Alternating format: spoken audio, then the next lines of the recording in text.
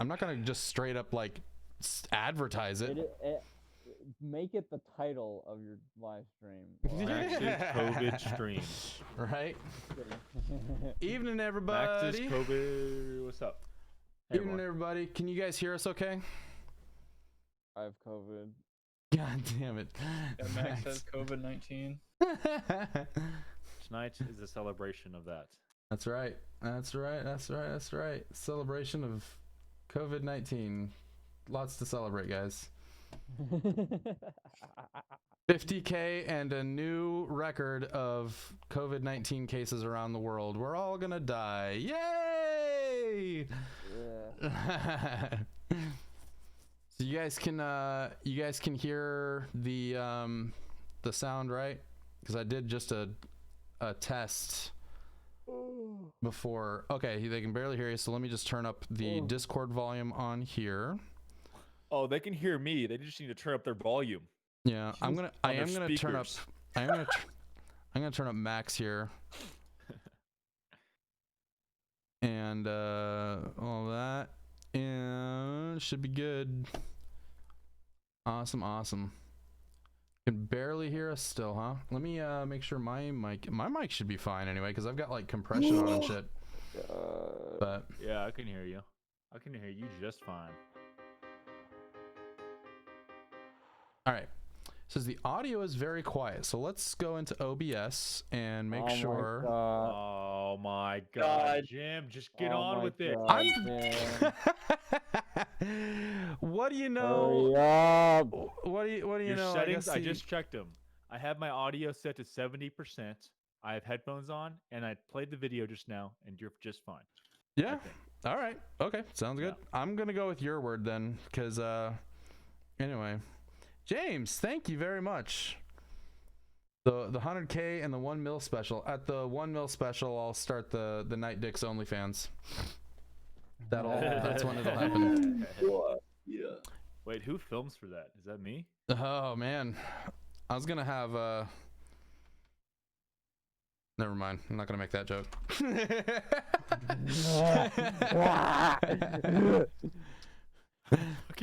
Hey Max, you alright? Yeah.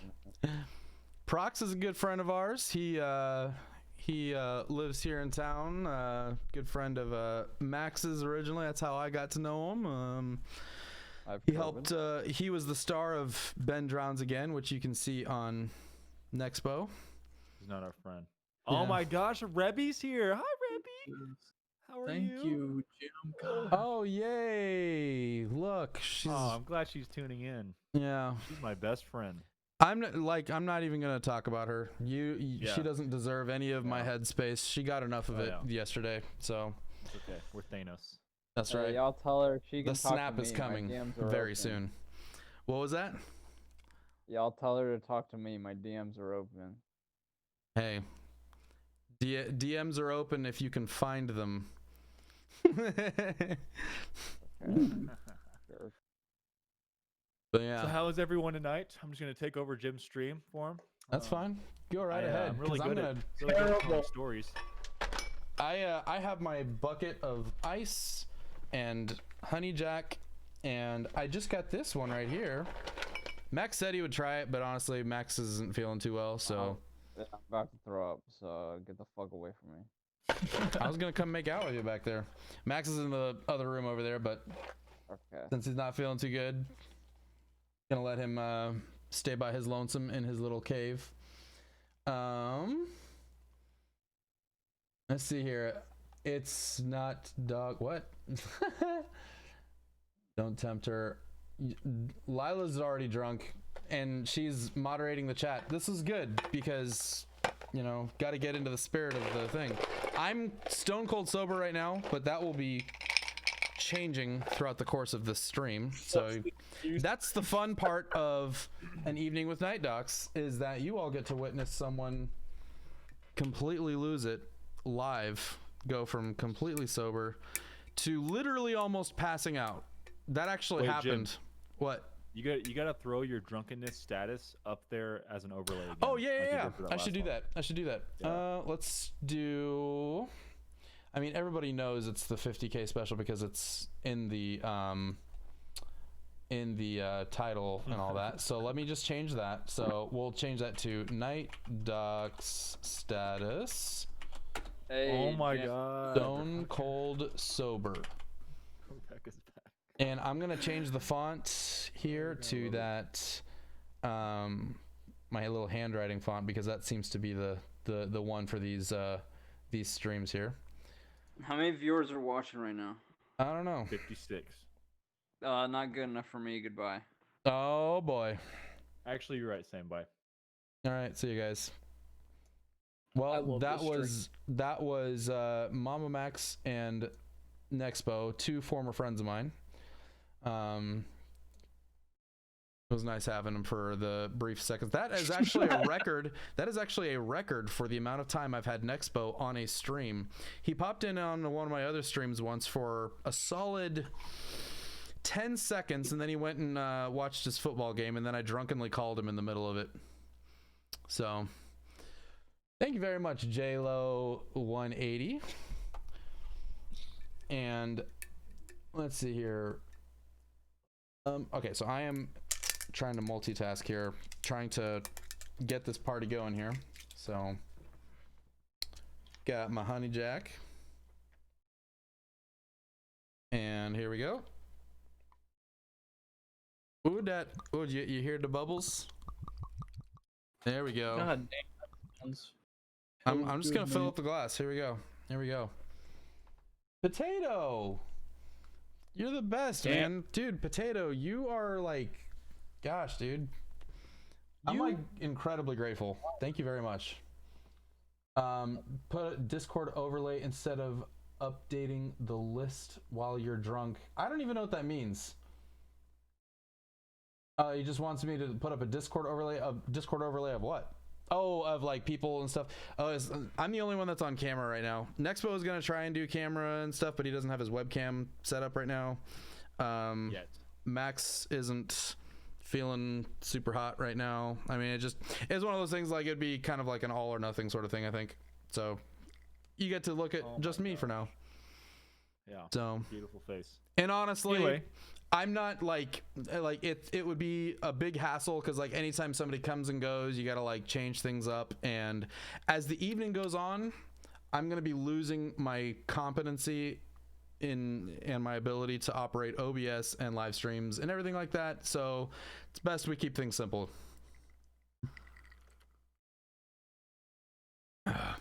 So Ryan, I have to say, Someone said fuck Nexpo. Bro, I agree.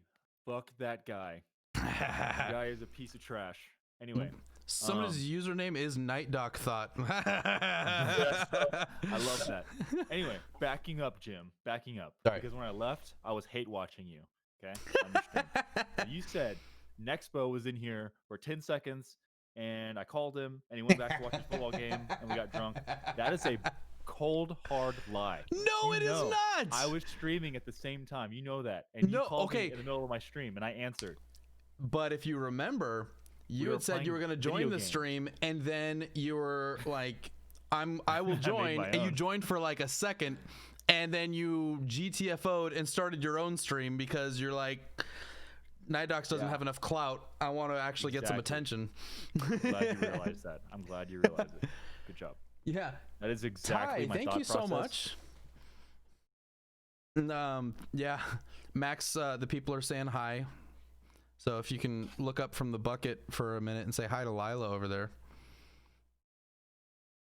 Max is already a goner. Can you send me a vial of your spit at Mama Max? Oh, wow. I mean, if he doesn't, then I mean, I'm always available, but it's okay. I mean, Right. I'll just ask him for you. We're gonna, we're gonna send all our spit to the cloning labs because there's not enough of us, right? I have some sour straws. I could send those over. Man. Don't want cough in your mouth. God damn. He's got the COVIDs, you know. But yeah, so let's take a look and see what people are saying here. Max, are you already drunk? I don't think Max is actually gonna be drinking tonight. Max wasn't feeling too good. Tetra, how you doing? How you doing? Let me know if you guys heard that. Like, I don't even know. Delilah, cheers.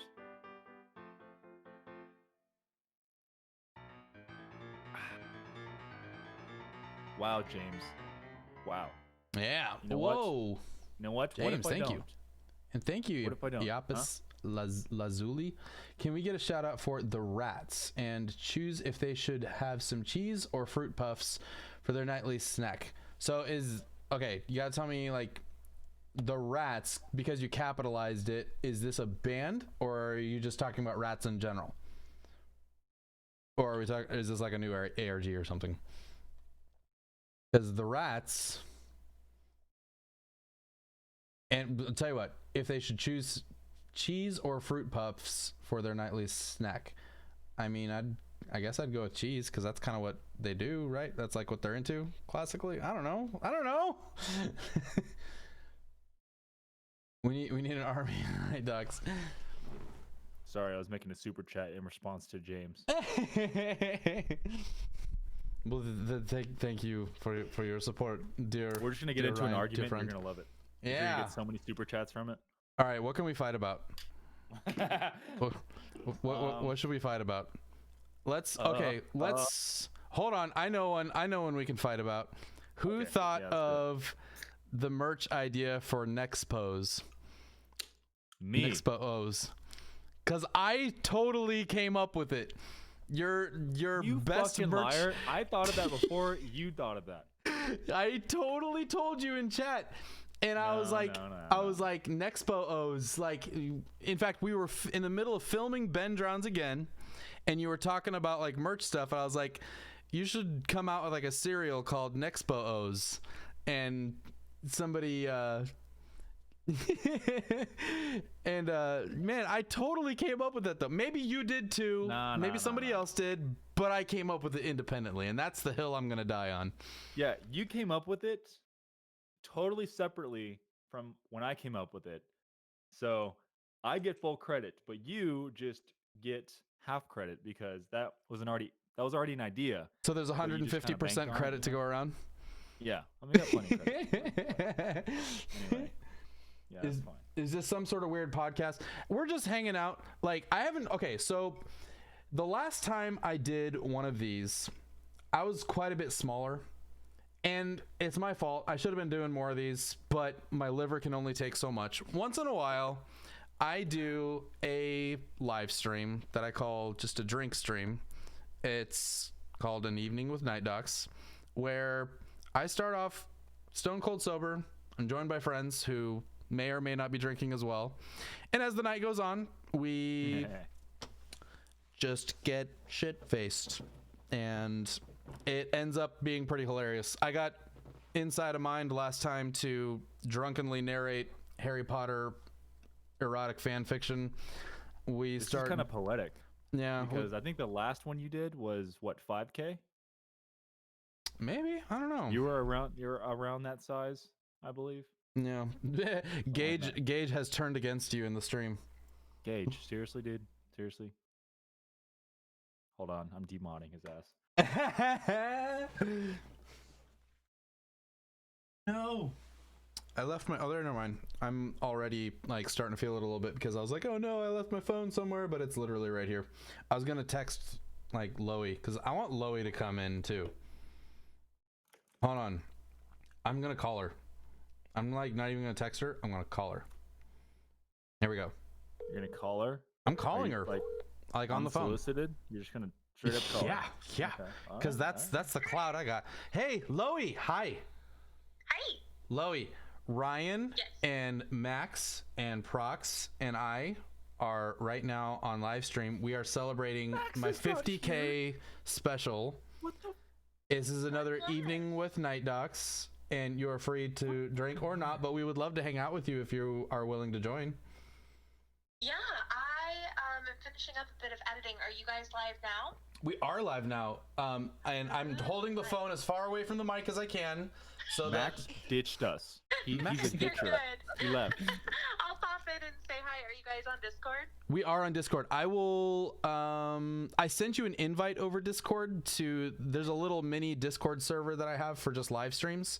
So if you are up for it and you just want to pop in and say hi, just join the voice chat and just say hi and tell embarrassing stories about Ryan. Always. Oh, God. You know that's what I'm here to do. Yes. Like I'll that see you guys in a embarrassing bit. moment Bye. at PAX Bye. with me and Max in the closet.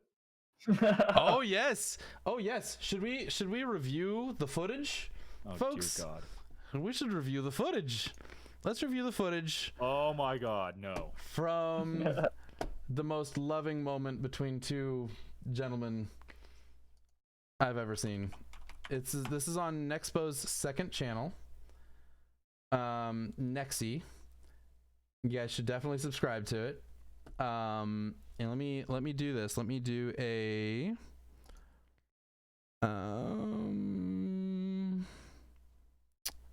do a transition here. Okay. All right.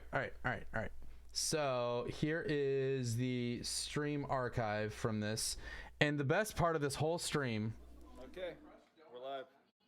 because the sound's kind of weird, I'm not sure if it's gonna be live audio or not, but I'm gonna fast forward to the end. Can anyone tweet this out? This is like all of us in January at PAX.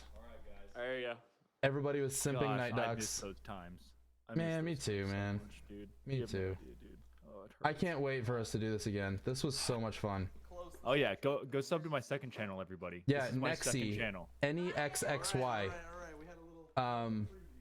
Okay, so here's Barely Sociable and I, we saw there was some weird stuff going on in the bedroom.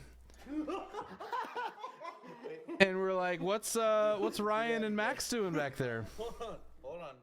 Oh no. I don't even know what to do. I don't know. And so It's literally how we ended the video. yeah, it is. Yeah. This was a mystery. What did end up happening after we ended that stream? We never knew.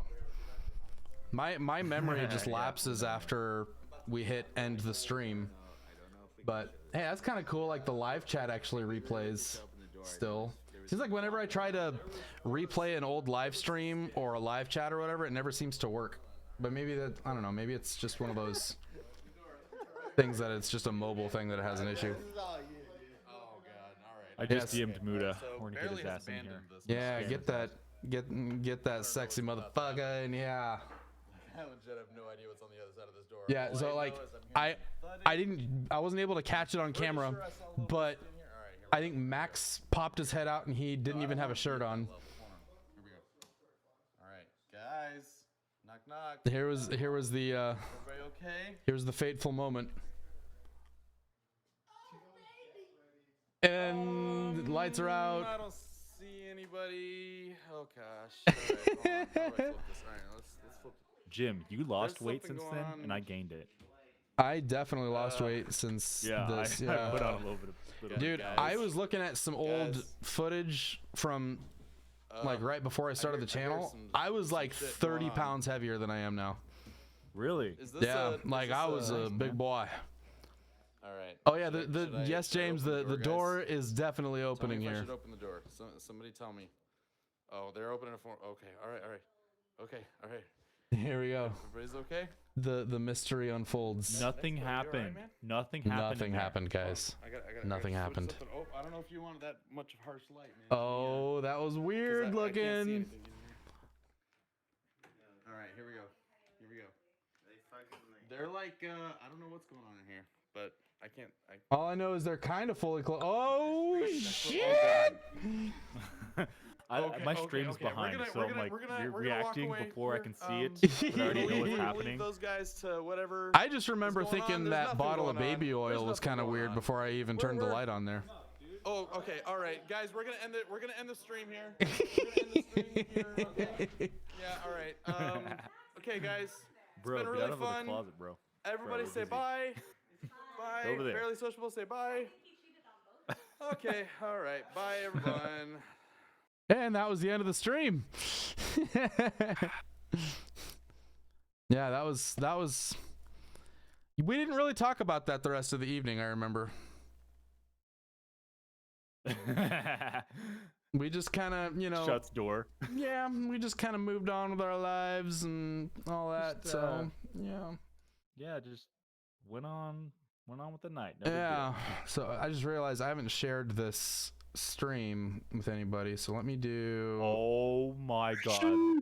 I always That do this. boy Like is I always good. forget that. Like I should post this somewhere. Who we got? Who we got? Is that We is got that Neff. What's up, is bro? that Neff? What's up, my dude? What's up? Neff, I'm 50K, so bro. excited you're here. Okay, hold on. I'm not good at multitasking. Hold on a second. Okay. 50K special. An evening with NightDocs and friends live stream. Neff, how are you doing, man? I'm good, dude. I am freaking excited that you're at 50K.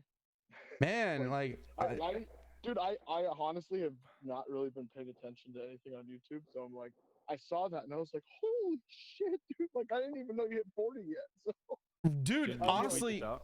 so stoked for you.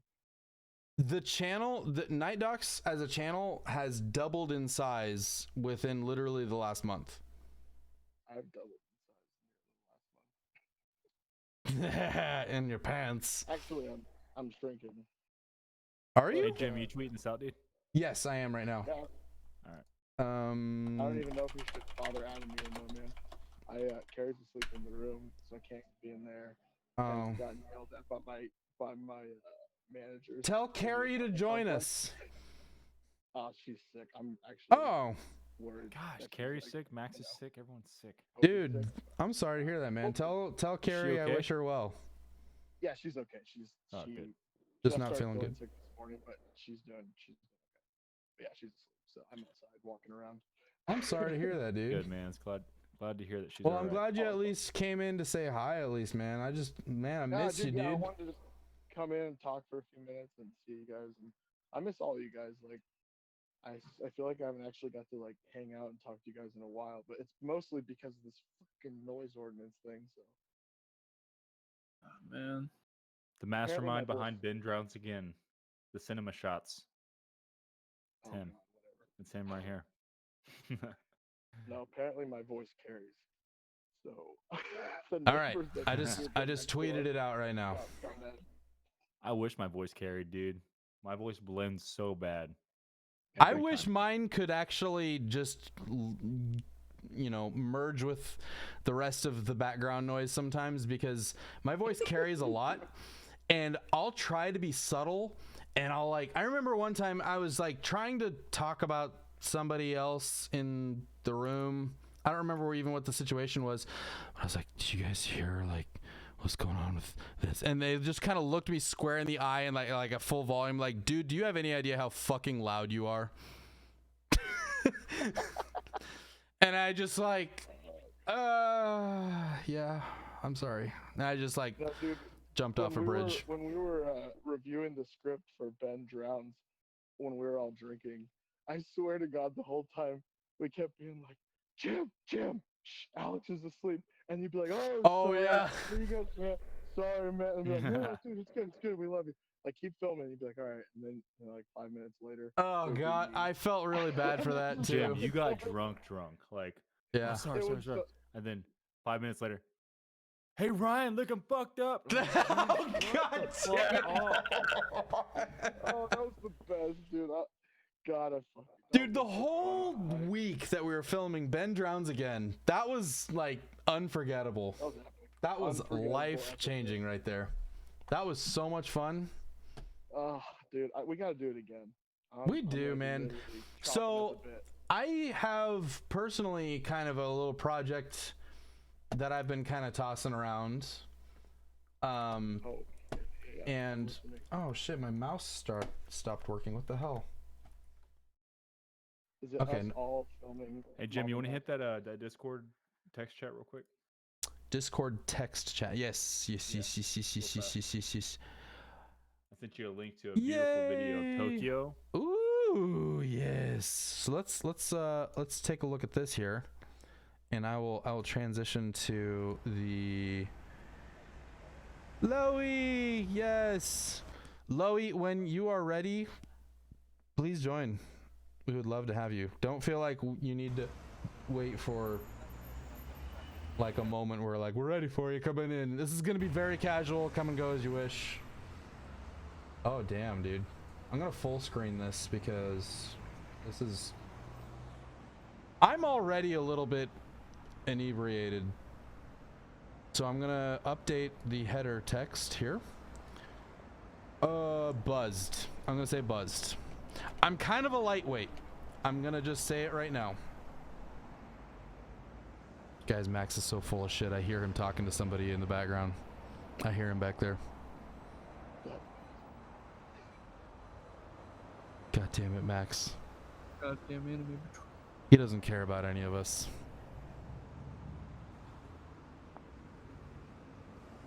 That's not fair. I shouldn't say that. Max does care. Isn't this so peaceful? This is very peaceful. Look at this gentleman with his briefcase walking to work like a professional businessman. Here I go through the streets of Japan. I am professional, and here I go walking down the cobblestone corridors of Tokyo. Dude, this looks like it's San Francisco almost. And that's a shell. Hey, Jim. What? Hey Jim, we got some super chats coming in. We got one from James. We got one from Lapis Lazuli asking you a question about Dad, and then there is Crime Crusader, and then Sindel. I'm sorry. Yeah, just scroll up. I'm scrolling up. Sorry, I just wanted to kind of. I appreciate it because Emmanuel. I do have a bad habit. Crime Crusader. Oh my gosh, Crime Crusader. How you doing, girl? Hey, if you want to come hang out as well, we'd love to have you. By the way, you guys in voice chat right now, Crime Crusader, she's super awesome. Like, she's a really, really cool girl. She started her channel and like within weeks hit like 30K, and she hasn't uploaded anything in a little while. I know she's been pretty busy, and you know, life happens and stuff like that. But like every video she uploaded was getting like 150,000 views. And like she's the nicest, sweetest girl. Like she's really, really cool. Like we connected and we talk once in a while and all that. It's just she's just really, really a good person. It's really fun to have her around. So if you'd like to come hang out, love to have you if you're interested. Right now we're just putting up with my drunk ass watching people walk around in Tokyo, and I'm honestly fascinated. You know, it's great because I'm not actually watching the stream because I have two voices in my ear. So I'm just listening to you describe it, and I'm really confused. Right now we're pedit. I don't know why I was trying to pronounce Japanese characters as if they looked like English characters. Hey Jim. Yes, sir. We got one more question. We got one more question. Lapis Lazuli asked you a question, but I'm gonna read it because Nexpo is better. Okay. So, fam, how aware are you of Dad being vegetarian, and why did you wear a Dad shirt for your mixed animal meat patty video? Well, I didn't know Dad was vegetarian, but now I do, and we wore him for the meat patty video because we were trying to replicate the taste of food, actually. And we tried to get as close as we could, and I don't know, we just couldn't do it. You know, we just tried to go all in, and we got what we got. Like a real talk though, like what did it actually taste? It tasted like sausage, I'm not gonna lie. Yeah. Like sausage, dude. I'm going back. Yeah, I'm going back here. Yeah. So that question you just read. So, fam, how are we aware of you, Dad being a vegetarian? Why did you wear a Dad shirt for your mixed animal meat patty video? And I mean, Nexpo had his answer a second ago. I'll just tell you right now. I really like to just kind of represent my homies, you know? Yep. I mean, I do. I mean, I've done a few videos and streams where I've worn an Nexpo shirt. I've done. Takes care. I mean, I like to, you know. I don't know. One thing I have been thinking about. Going to be joining this pretty soon. Yeah, he's out shooting his next. I don't know how much I should say. I haven't seen him in 22 years. I know he's busy working for his YouTube channel right now. And if he gets a moment to come join us, he will. That's what he said anyway. I guess I can try calling him again, but I know I shouldn't call him because I don't want to ruin like a take. Dude, that restaurant looks really damn good. Looks really damn This good. entire video, this entire channel is awesome. Anyway, hey Loey. Hey. Loey! Hi. Loey, how are you? I'm good. How are you guys? I'm so good. I'm so good. Loey, Happy I- 50K. I'm so proud of you. thank you. Thank you. I'm Slow pretty excited. I'm pretty excited. That's And crazy. Like Neff, I didn't even realize it had grown so much so fast. I was just saying, like, within the last month, this channel's grown, like, it's doubled in size. No, it's insane. That's crazy. So- I Yeah. mean, truly what he deserves, but that's so exciting. You know what? I'm gonna agree. It is. It is what he deserves. No, like I'm very, very grateful. Like, honestly, it's really, really fun. And I will say, you know, I watch channels once in a while, like Optimus, and he always has the thing at the end, like, he always has the thing at the end, like, hey, you know, according to my analytics, only 50% of you are subscribed. And then I look at my analytics, and like 85% of my views are from non-subscribers. So Holy those of you cow. that have Yeah. subscribed, I'm very grateful. Thank you very much. I'm grateful that I have at least 15% of you that have watched a video decided to come back for more. So Reldra, thank you very much. And I really want to say it again, Mr. Potato Dots. Thank you. Honestly, if you like, I really, like, honestly want to do something special for you. I don't even know, like, what to do right now, but like I'd love to at least have you be a part of something, honestly, because like the last stream I did, you donated a crap load, and I don't forget that, and I'm very, very grateful. So honestly, like, if you'd like to have some input or like have a place in something I'm working on coming up, I'd really love to have you have maybe a small part or something. I don't know, man. Like, let's talk. But Instagram is NightDocsYT, Twitter is NightDocsYT. Shoot me an something like that. We'll talk. We'll figure something out, man. But Thanks for taking care of our boy. We appreciate yeah, it. I really, really do appreciate it, man. I'm really, really grateful. It's really humbling. I'm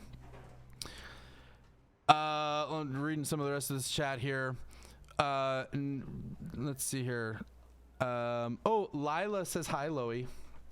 Lila is one of the mods on my Discord server, and she loves you. So. Oh my god, iconic. I love everybody who loves NightDocs. So it's just a giant circle of love, honestly. Hey Prox, how much do you love NightDocs on a scale of 1 to 69?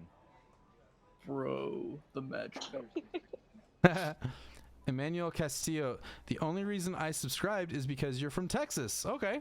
Hey, I'll take it. I'll take it. Got to represent my state. JK, I love your channel too. All right. Well, hey, I'll take it. Whatever. If you came back, honestly, if you do subscribe and you do watch, that's really, really great. Honestly, like, I mean, nobody really wants dead subs, because I mean, if all you have is just a number attached to your name but nobody's actually watching your content, it's doesn't do you much good. In fact, I think it hurts you kind of in the algorithm if like your subscribers are not watching your videos. I don't know. What do you think, Ryan? Loey? Oh, sorry, I was reading the chat. What? Like, Sorry. if you, I'm genuinely curious. If you have like 10,000 subscribers, but only 1,000 of them ever watch your videos, does that actually, like, does the ratio itself actually hurt you in like algorithm boosts and things like that? Like, if they subscribe to you for something and then they're just don't watch anything ever again? I Shut don't up. think it hurt. What the fuck? Max, Kick this guy. we're kind of talking about you right now. Can you Anyway, just Axe? Where? thank you. He's gone. Thank you. Anyway, Freaking bastard. yes, I think it does hurt you when you have a lot of dead subs that Yeah. don't watch your videos. So on that note, I'm actually going to stop watching your videos so I can contribute to the downfall of NightDocs. yes? The great downfall of NightDocs and Yes. everything he stands Ooh! for. You guys! You want to see something really cool? Yeah. All right. So, one of my viewers who's in my Discord server, her husband, name's Jake. He did a metal cover of the theme, the intro title card theme to NightDocs, and it's really freaking cool. I'm gonna play it really quick. I'm like really Oh, excited. that's that thing you sent me that I didn't watch because I was. You're doing other such shit a living life. bastard. Rye. What's going on Sorry, with you? sorry. Such a bastard. I like to mess with Jim. It's funny. I think it's funny. I don't know if It it's makes funny me to you. uncomfortable, but like I do kind of like it too. It's fine. Let me find. Okay, I'm gonna drag this over here because like I'm already getting kind of inebriated, and I don't know when I'm gonna accidentally start broadcasting DMs or something. So let me Oh my just drag God. this over here. I'm gonna pause Yeah, the night walk in Shinjuku, Tokyo. Jim, what you're doing right now is giving me such bad anxiety. Like flipping through windows like this and all that. Oh my god, I could never. Oh God, why? I could never. What do you I mean? couldn't either. You might show the pics. Oh shit. You're afraid I'm gonna show my porn folder or something? No, yeah. He I'm not a- logs on to Reddit and I don't. GTA video Nobody games. downloads that shit anymore.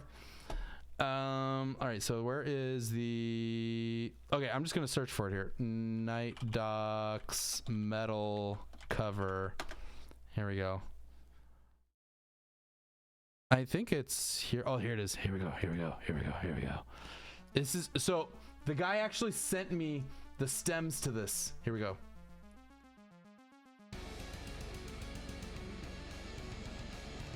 This is so badass.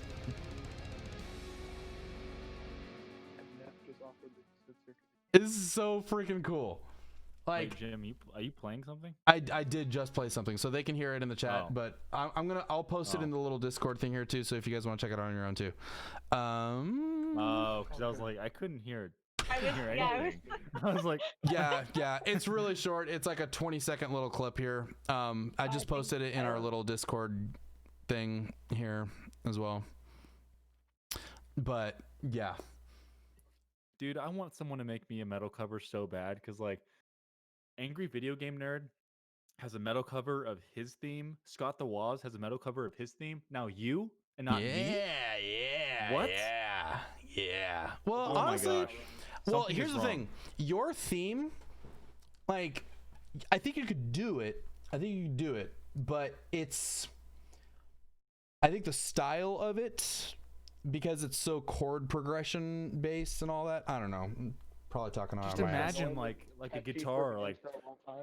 Tell you what, I'm more than happy to. that's I'm more than badass. happy to give it a shot. Hell yeah. In fact, Some drums shit. in the I back. mean, I'm willing to give it a shot on stream. We'll see. Hey, fuck it, dude. It's your 50K. Let's do it. Hell yeah, man. I like working on music on stream. Can you send me just a little MP3 of you going hell yeah, so I can make it my text tab? Hell Hell yeah. Oh, Thank Nexpo, not me. Yeah. Yeah, not you. No, like honestly though, like Nexpo's little hell yeah, like that's kind of iconic. Hell yeah. Hell yeah. Hell yeah. I just think of Jenna Marbles every time I hear anybody say hell yeah. And her face where she just said hell yeah. That's Jenna. I just sent a message to a few other of our friends here. See if they want to. Should I bully Nathan? Should I tell him to come play with us? I already bullied Nathan. Nathan will join us later on if he can. He's out shooting right now. But as soon as he's done shooting, he said he if we're still going, he'd join. But honestly, I like love any excuse to send Nathan a stupid text. yeah, send him a text. Like just pretend I didn't say anything. Badger him to death. My neighbor's looking at me. In fact, he sent me. Probably my cute account. Hold on, let me get my phone. I gotta send you what he sent me here. I'm sure it's fine. Okay, if I post this here, I'm gonna Oh, save besties for the this. resties. I'm gonna save this. He texted me this picture when I asked him. I was like, "Hey, you want to join?" He's like, "Oh, I'm in the middle of streaming, or I'm in the middle of shooting," and he sent me this picture as like proof. Wow, his setup is cool. Yeah, it looks really cool. So like whatever dad is in the middle of shooting right now, I'm trying to get it sized up right here so I can show it here. So here's what Nathan sent me right here. I'm showing it on stream. Like when I asked him if he'd join, he's like, "I'm in the middle of shooting," and he texted me this picture. I think that looks really badass. I don't know what he's up to, so pay attention to Dad's channel. This is what Dad texted me. We'll see what this ends up being. Did I even show that? I think I was okay. Yeah, I did. All right. I was like, I can't remember if I was showing my screen still or not. You know, it looks like Dad poked his head into the new I Am Sophie project. Have you guys been following that? Dude, Really? I only saw one video that somebody that looks like Dad was in for sure. I have some theories, and I'm not sure how on the nose I am or not here. Okay, so I'm trying to go back up into the chat. I'm sorry, guys. I'm really bad at reading chat, especially the more of these I have. In fact, I'm gonna have a little bit more. You guys want to hear the pour? Here we go. No, hold on. I wanted to try this other one as well. This one, ladies and gentlemen, I've got the thing mirrored, so you can't really read it, but this is Jackson Morgan Southern Cream Whipped Orange Cream here. This is small batch Tennessee whiskey with orange flavor. It's not super high in alcohol content. It's only 15% compared to Honey Jack, which is, I believe, 35%. 35%, yeah. But Honey Jack is one of those that I can't drink Honey Jack is anymore. amazing. It is I can't drink it anymore. amazing. It is good. yeah. It's really good, but I ruined it. That one in Malibu. Storyteller, hey NightDocs, I would like to thank you for providing such, and may I say, amazing content. I wish you best of luck and great health to you during these times. It is late for me. Have a nice night. Good night. Hey Storyteller, thank you very much. I've said this so many times, and people that have heard me say it are probably sick of me talking about it, but like, I've been doing creative stuff like my whole life, and so the fact that I have anybody even paying attention to anything I'm doing creatively right now is just, it's really cool. Like, I can't tell you how grateful I am that, and it's really encouraging that I feel like I can just keep doing bigger and better things too, because when you have more eyes, it encourages you to widen the scope and tackle bigger and more impactful topics. And as this gets bigger, I promise you guys, it's gonna get even better because I'll be able to put a budget into some stuff. There's some stuff that I've got planned that's gonna involve like international travel, like stuff that I'm gonna tackle that is going to be honestly a little dangerous, but I think is gonna have kind of an impact on society, I hope. I mean, that's my ultimate goal, is if I feel like I can make at least one piece of content that results in some kind of positive change in the world, I could die happy. Honestly, that's really what I would love to be able to do, is make something that makes people more aware of something, or just, or be a better person in general. I don't know. I don't want to get on a soapbox too much right now, but I'm drunk, so. I should update my little status here. But first, I'm going to try this Jackson Morgan. Got my ice here. Got my ice bucket. Thank you, Emmanuel. Potato, thank you so much. NightDocs thought. I'm really having a... This is hilarious. Just somebody actually with a YouTube username NightDoc thought. That's hilarious to me. What do they say? Honestly, I'm really excited to see what he's gonna do with NightDocs. I actually do have a kind of like ongoing miniature sort of mini series on NightDocs planned in my brain as Daydocs, actually. So, James, dangerous as into you physically, or you just not sure if it will succeed? Also, congrats, 50K. That's cool. So what I mean by dangerous is that it involves looking into people and organizations in a position of pretty significant power. I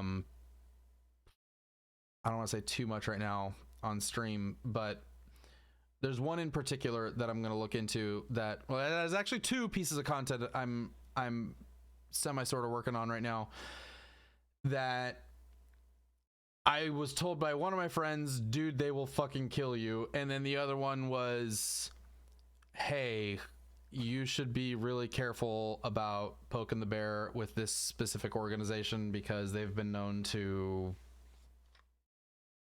do things to people. But I don't know how much weight to put behind that. That's just what I've been told by other friends that I have that seem to think they know things. So let me see here.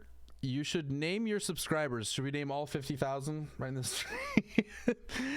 YouTube staff on the way to remote dislikes and promote Lele Pons to children. Yeah. Fix my headphones. I really do need to. So I used to have a dog. So the reason you see that I've got one with an actual earmuff and the other one without, and it drives me crazy. I had a dog. His name was Leo. Everybody called him Night Dog. He was kind of the channel mascot in a way. And he liked to chew on things, and he got a hold of these. And yeah, you can replace the earmuffs. I just haven't yet. So NightDocs versus Scientology. That's not one that I've really thought about going into, but honestly, that could be kind of interesting. Ryan, would you ever dig into Scientology? Yes. Mm-hmm. Yes, I would. Sorry, sorry. We should Hell go. Yeah, I would. We should go find Shelly. You and me. Loey, you want to come? I need to be filled in here. Oh, I was saying we need to go find Shelly. Shelly Miscavige is the missing wife of David Miscavige, who is the leader of Scientology. I don't know how to work Discord. Yes, I want to come. Yeah. GG, Loey, GG. Shelly Miscavige is so Shelly Miscavige has been missing for 20 years, and nobody has seen her in I think since the 90s. No, I don't remember when it was the last time she was seen. It was over a decade ago, and everybody's been like, where's Shelly? If you just Google Shelly Miscavige, there are all sorts of like she has not made an appearance when the police have gotten involved to try and investigate, and when people file missing persons reports on her, the Church of Scientology just says she's fine. They'll release a statement on her behalf or something, but all indications point to that David Miscavige, the leader of Scientology, has either killed her or he has imprisoned her at Sea Org base or something else. But she is out of the public light.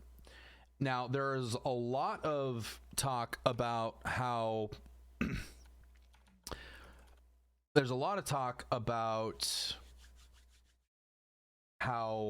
she evidently did something against the wishes of David Miscavige, and he flipped, just blew his top and had her taken away and imprisoned at Sea Org base, or offed or whacked or something, and she has not been seen since.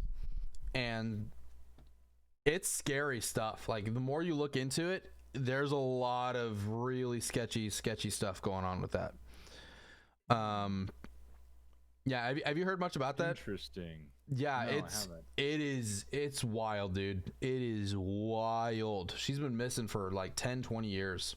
In fact, I'm gonna look up some stuff right now. This took a dark turn. Yeah, you look that shit up. Let's do a deep dive tonight. Let's do it. We're gonna do a just like last night when we deep dove into the rabbit hole. Hell yeah, man. Love it. Love it. Let's Rabbit hole. let's solve this right now. So Shelly Miscavige, let's just go. This is kind of where a lot of us start, just to kind of get an idea of the trailhead. Start with like a Wikipedia article. So she is, if alive, she is 59 years old. Actress Leah Remini, who has appeared in a lot of interviews with her attorney. And another guy who was at the head of Scientology. He was very, very involved. One of the leaders of the entire quote unquote church, who got out, and both of them think she is in danger or possibly worse. So actress Leah Remini, a former Scientologist and vocal critic of the organization, filed a missing person report regarding Miscavige with the Los Angeles Police Department in 2013. According to a story in the LA Times based on information from an anonymous LAPD source, the LAPD contacted Miscavige and subsequently closed the case. Now, we don't have much details on that. We don't know if they actually spoke with Shelly or David or a representative of Shelly or the Church of Scientology itself, but they didn't. I don't know what confirmation we have that they actually made contact with Shelly herself. And even if they did, she would have absolutely been coached or anything like that. There's just so much going on, because no normal person who is that much of a public figure in the public spotlight just disappears without a trace and never, just with no reason, and decides to never be seen again. It's pretty spooky. So the absence of the public eye. In 2006, Miscavige's husband, church leader David Miscavige, left Scientology's international base. Upon her husband's return, Miscavige was said to have visibly changed her mood and to have looked cowed. Mike Rinder, then the church's chief spokesman, says that she asked him if her husband was still wearing his wedding ring. Shortly afterwards, in June 2006, she no longer made any appearances in public. So 2006 was the last time. Oh, no, Miscavige has not appeared in public since August 2007. So the last 13 years, almost 13 years, she's been missing.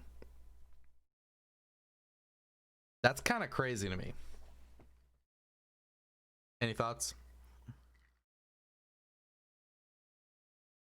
Just reading the chat here. The chat loves this. Do you accept fan mail? Yeah. Yeah. If you want to send me an email, you can email NightDocsYT@gmail.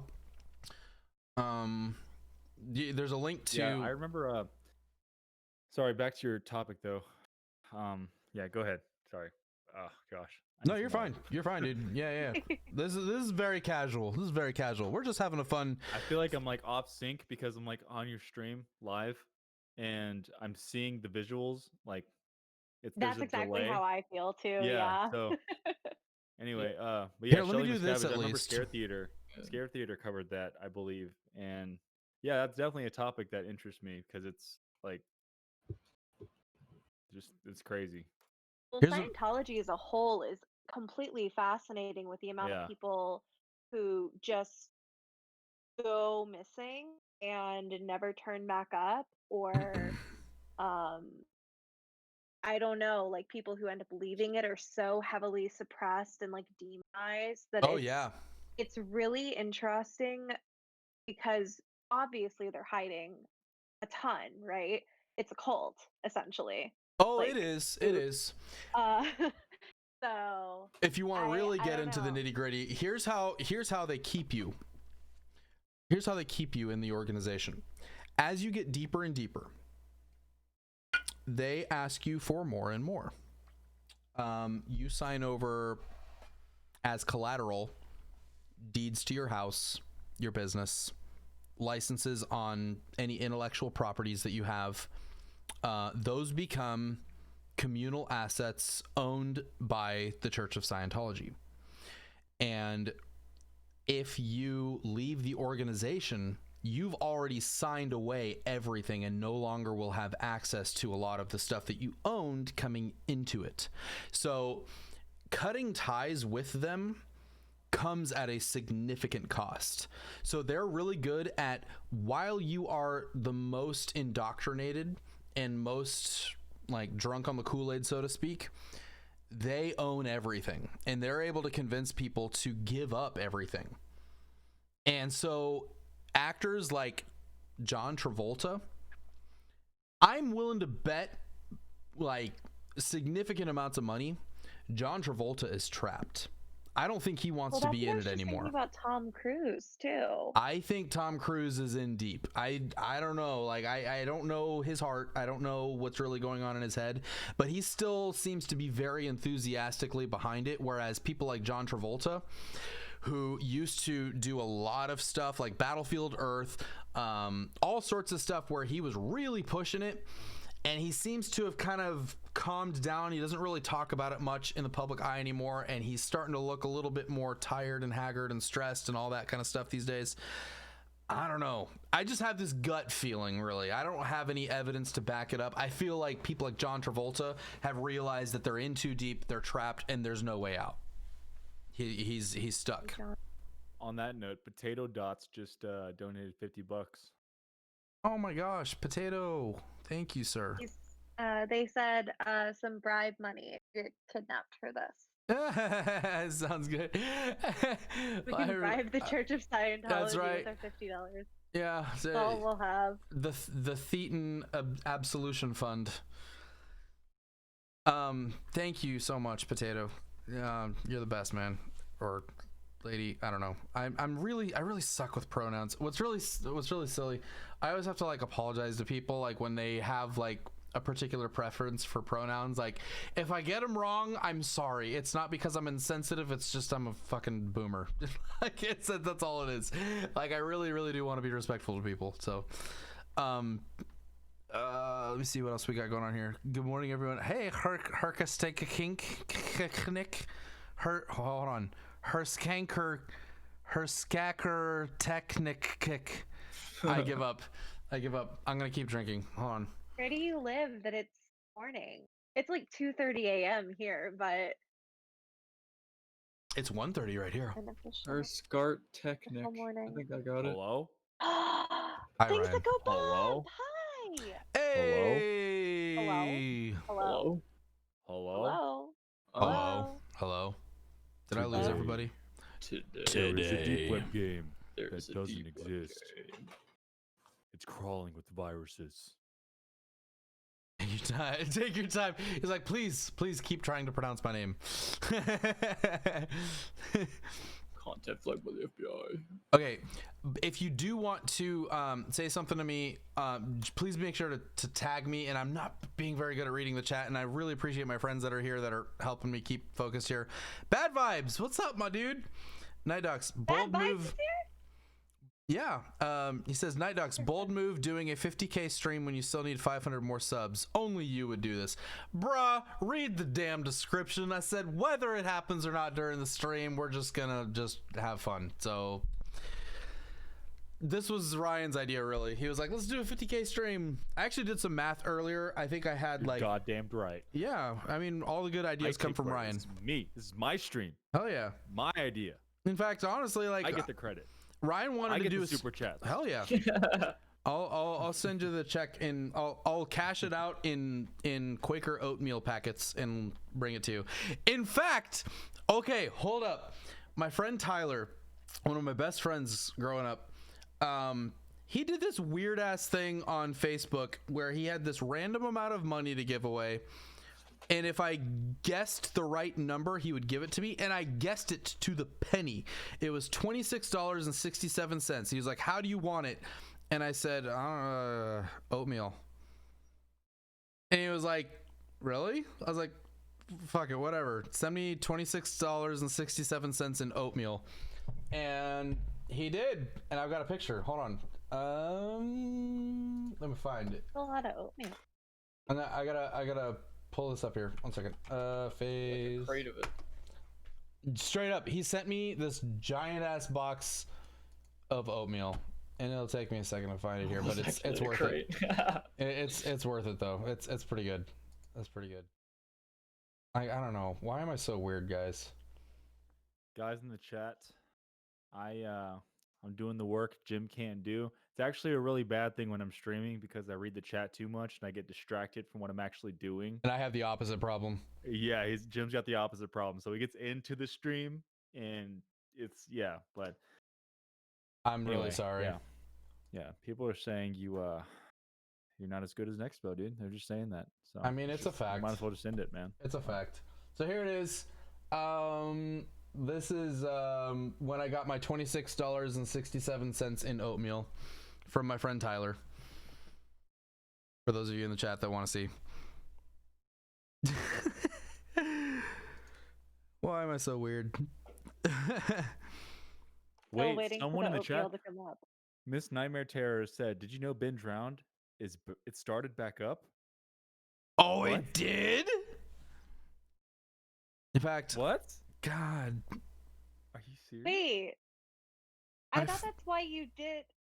Wait, Ryan, I thought that's why you did the Ben drowns again.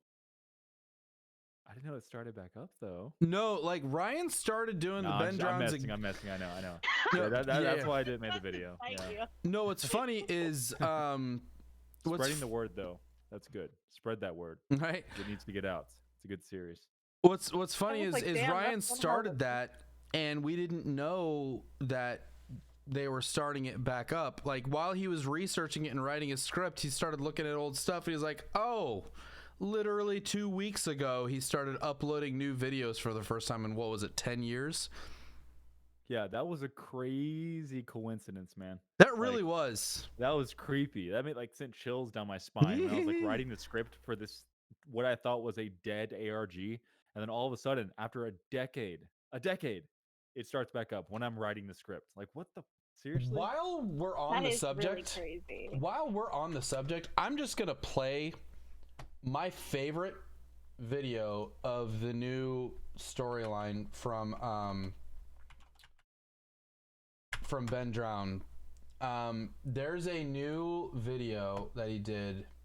I still have yet to watch The Prisoner. I've heard some really cool stuff about that, and I haven't checked it out yet. But the best upload for Ben Drowned that I've seen is The Father. That is creepy as hell.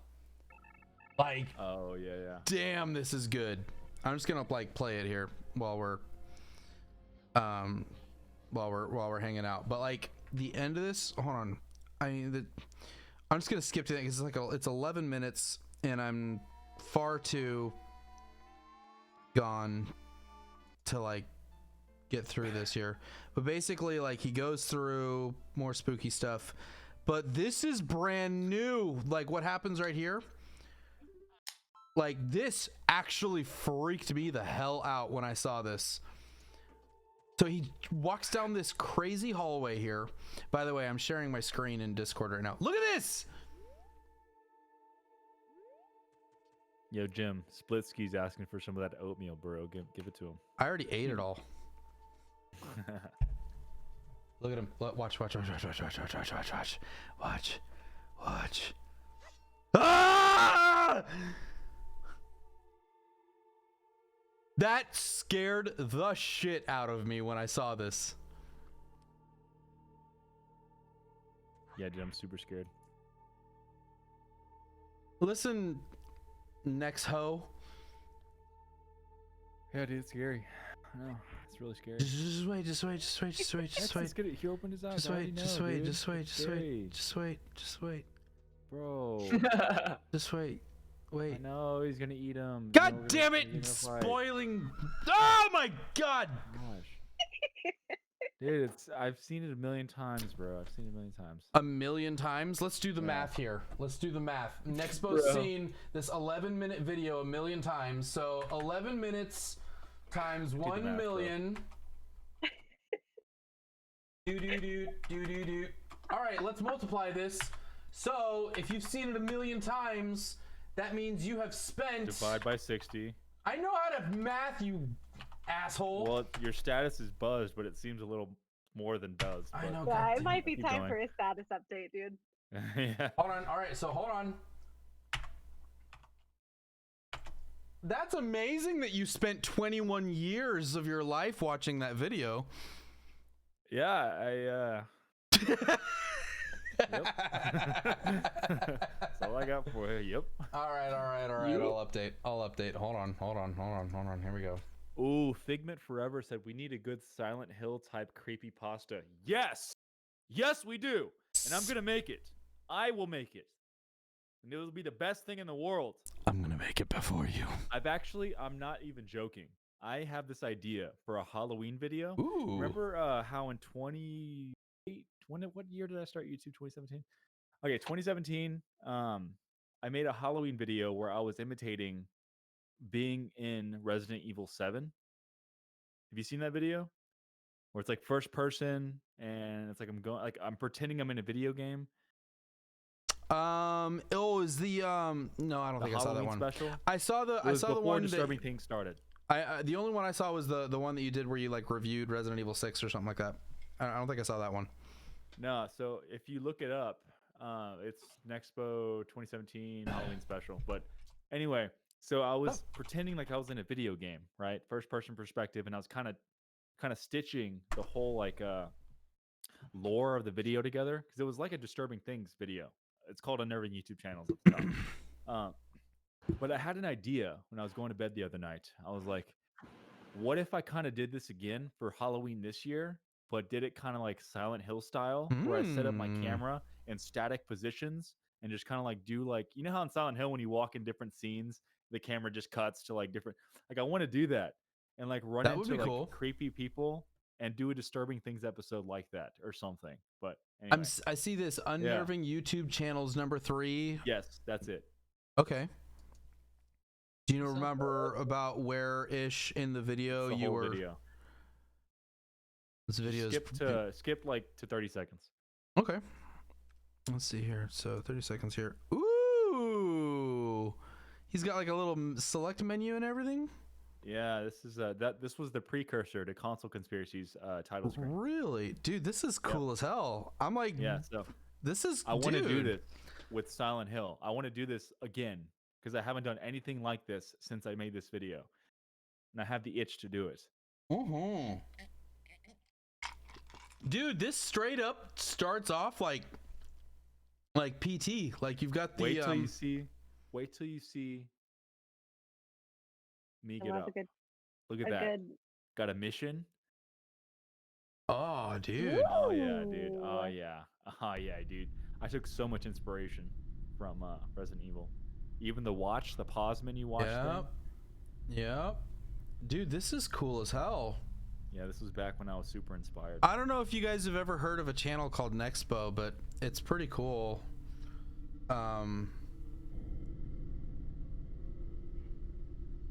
Why did you get rid of that logo? Rain drew it on a napkin, and I wanted really that wasn't drawn on a napkin. Yeah, so I don't know. Plus, it wasn't like the dimensions were off, and it was like it was just off because like she took like a random picture of it at an angle, so the whole logo was just like, it wasn't lined up properly. So have you ever met Rain in person? Ryan? Huh? Have you ever met Rain in person? No, I almost did. Because when she moved to New Orleans, I was there in town that week. Wow. And I was like, let's meet up, but she was really busy moving and all that. Yeah. But yeah, dude, I came so close.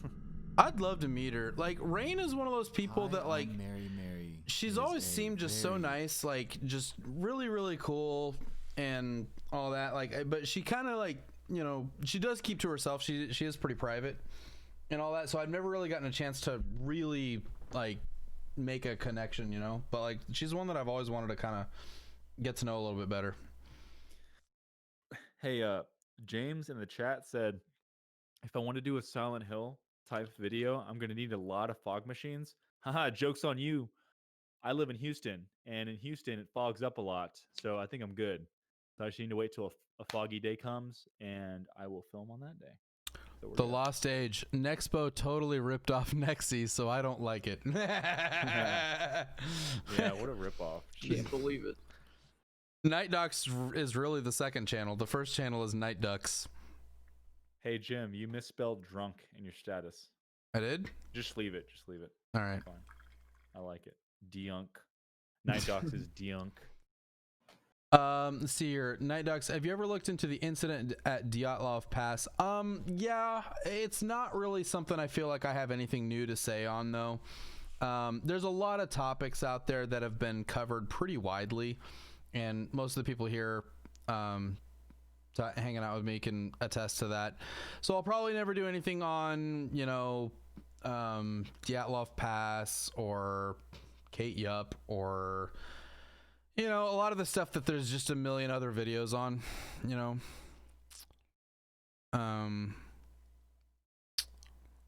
I guess Loey took off. Loey, I love you. I know she left. I was like, Loey, why? Loey, if you decide to come back in later, we'd love to have you. I know Loey's in the middle of editing and all that, and so. Gosh, editing? Who the hell edits these days? Jeez. I know, right, dude? Just straight up. One take. You want to one take that shit? Okay. Side note here. So I subscribe to the AE Scripts YouTube channel. You know, that site that we keep like ogling over like new After Effects plugins. Dude, check this shit out. They have a new plugin called because I'm gonna remember it wrong here. It is called Rough Cut. So what it does is it takes all of your raw footage and it throws it in the timeline for you in Premiere, and it cuts out all the stuff where you got a really shaky camera, all that kind of stuff, and actually just focuses on stuff where you've got like a smooth shot where it just through AI just detects where the usable footage is, so it culls through all of your footage for you. That's kind of cool. I haven't really looked into it much more than what I saw today, because I mean this just uploaded today, but this could be kind of a cool little tool. I don't know. Yeah. Figment Forever. Hey bro, I'll be right back. I need to go get some chips. That's fine. All right. Be right back. Let's see here. So NightDocs, Nexpo, Mama Max, maybe you guys could collaborate for a Silent Hill type thing in the town Silent Hill was based on, drone shots and heavy vapors. Where was Silent Hill based? I can't remember what the town was here. Silent Hill town. I don't remember. It was, oh, wow. I didn't know that. It was based off of Centralia, Pennsylvania. Prox, have you heard of Centralia, Pennsylvania? No. Centralia, Pennsylvania is a town that has been on fire for decades. Oh, was it from like a mining operation that went bad? It was from a mining operation that went bad. Double Crisp. Hi, Jim. Grats on 50K. I can't sleep. That's my brother, everybody. Hi, Double Crispy. Thank you, buddy. Okay, so Centralia, Pennsylvania, it's wild as hell. They have these deep chasms of coal. And I don't remember exactly what triggered it, but it was a mining town, Centralia, Pennsylvania. And one day there was an accident, and the coal mine caught fire. A coal mine, and it just went up in blazes. And to this day, when you go to Centralia, like, they've shut the town down. It's essentially a ghost town now, but there's constantly a little bit of like smoke and haze in the air, because deep underground there is a constant fire raging that will go on for hundreds of years and never go out, because there's just this endless supply of coal, and it's got a steady injection of an oxygen supply somehow because of some chamber or multiple chasms that feed oxygen into it. It's crazy as hell. In fact, let's look at some photos of Centralia.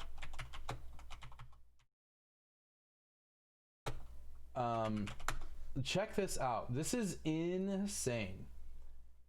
So I'm showing it in chat, and I've got it in the Discord screen share right now too. But this is what you see today if you try and go to Centralia, Pennsylvania. First of all, it's actually mostly shut down. Like it's got pretty restricted access evidently. But if you were able to get into there, you see things like this, like, you know, these deep chasms opening up, splitting the roads open and all that. And just constant smoke and haze coming out because there is a fire raging underground that will last for hundreds of years. Figment Forever, there are some good documentaries on it. A kid almost fell in, and that's what got it some major attention. They relocated most of the town. Some people wouldn't leave. That's true. In fact, most of the town is like sinking, but there's one building, I think it's a church, that's in Centralia, that's on a bed of granite, really solid. It's like one of the only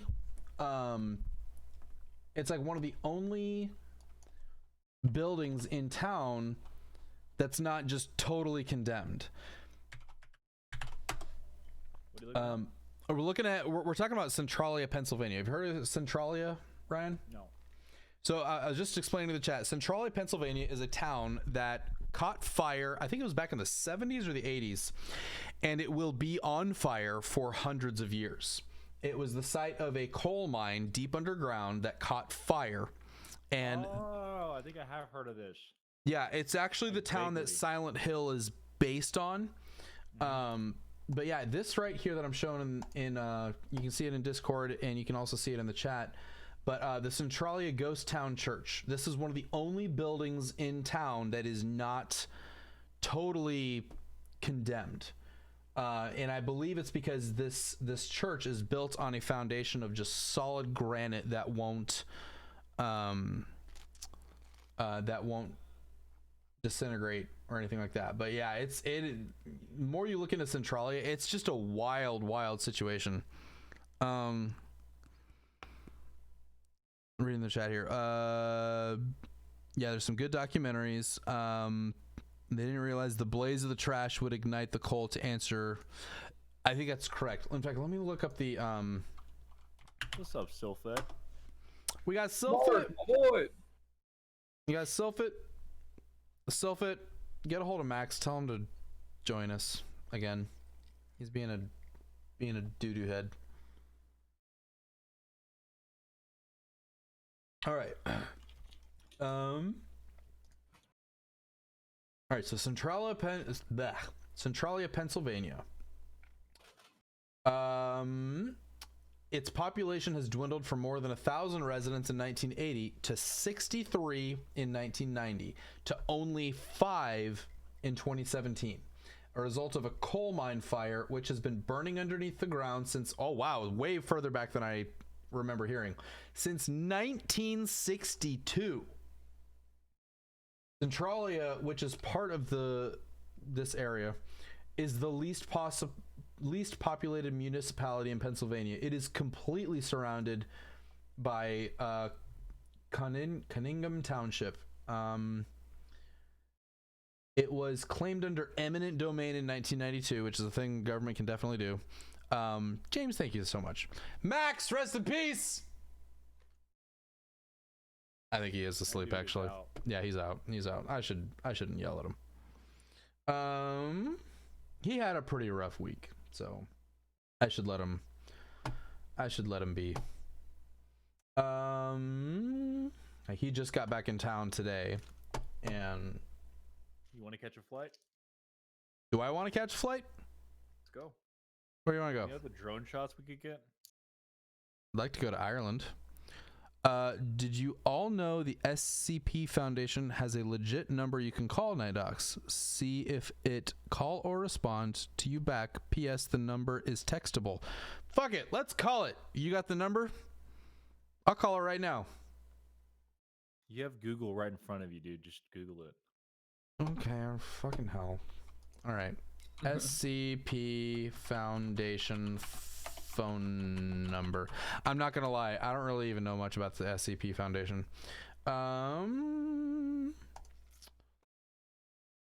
Isn't it like a video game?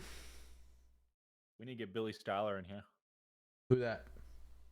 He's an SCP YouTuber. Let me do this. I'm gonna bring that over there. Dude, he's literally an IBI.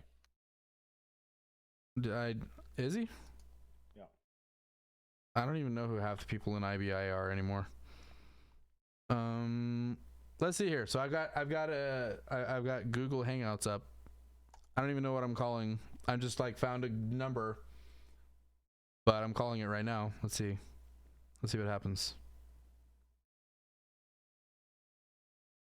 Says it's calling. Bloop, bloop, bloop, bloop, bloop. You're gonna wake up Grammy. I guess so, man. So it says it's calling right now. That post was made in 2016. That was 4 years ago. Oh yeah, it might not be active still, and it's not actually like ringing anything either. I have an idea, because I still haven't finished the video. Let's call Kaike. That's exactly what I was gonna say. What if we call Kaike? We should call Kaike. Let's do it. Give some backstory. Holy crap, you guys. We're gonna call somebody. I don't think anything is gonna pick up here. All right, let me So this guy's being stalked with a cannibalism restaurant. Yeah, so this guy, how long has this been going on? Jesus Christ. How long has this been going on?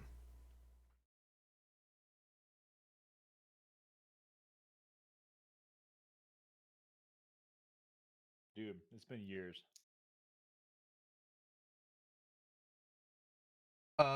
Yeah, it's been years. This guy's been adding everybody. His Twitter account's suspended now. Oh, it is? Yeah, he sent over 140,000 tweets.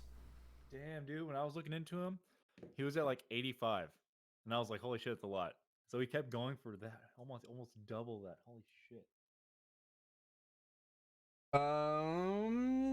Okay, so Kaike, I gotta find his number again here. Oh, here it is. Okay, so here we go. All right, Potato so Dot says who? +5 5 1 1 9 8 3 2 2. And I don't feel bad broadcasting this guy's number because he posts it everywhere.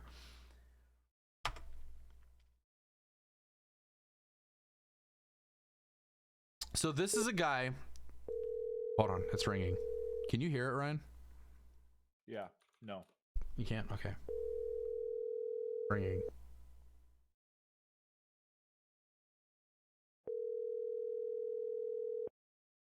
This is straight up going in the next video if he answers.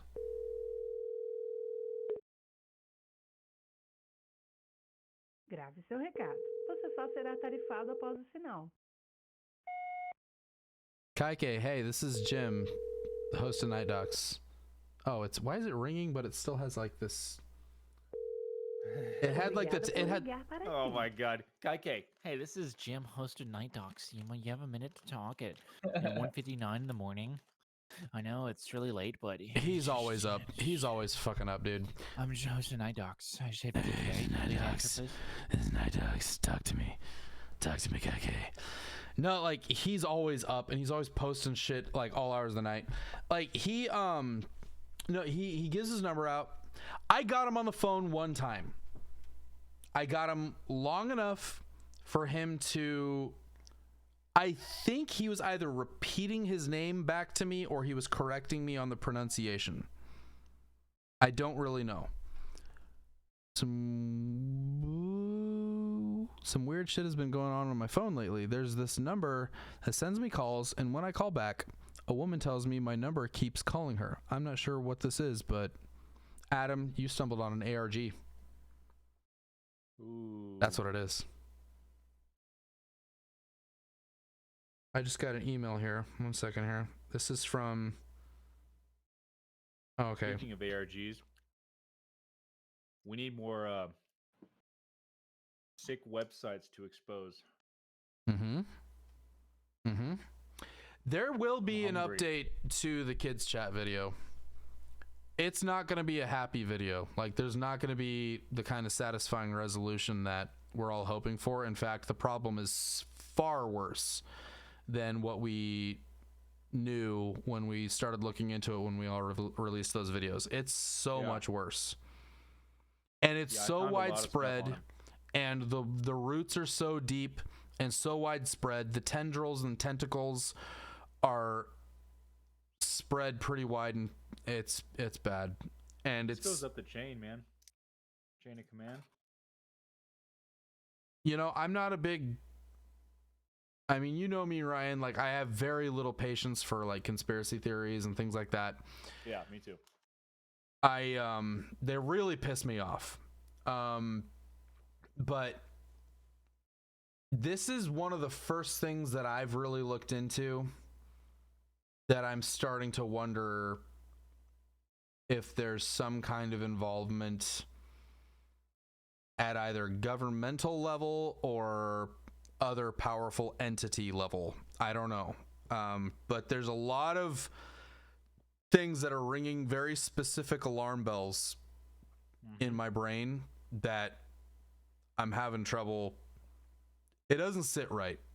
The like scope the more of this thing is like, it's a lot bigger than we all imagined. it is horrible. Initially. It is awful. Like, watch this, you guys. We're on chat right now, and this is going to be a little disturbing. And I have no idea what's going to appear on screen. I know it'll only be text, right? But just watch this. For those of you who watched any of these kids chat videos, let me show you what I mean by how bad this is. This is going to be live. Like, obviously this isn't staged, but look at this here. I'm just going to Google chat rooms for kids. This is how bad this gets.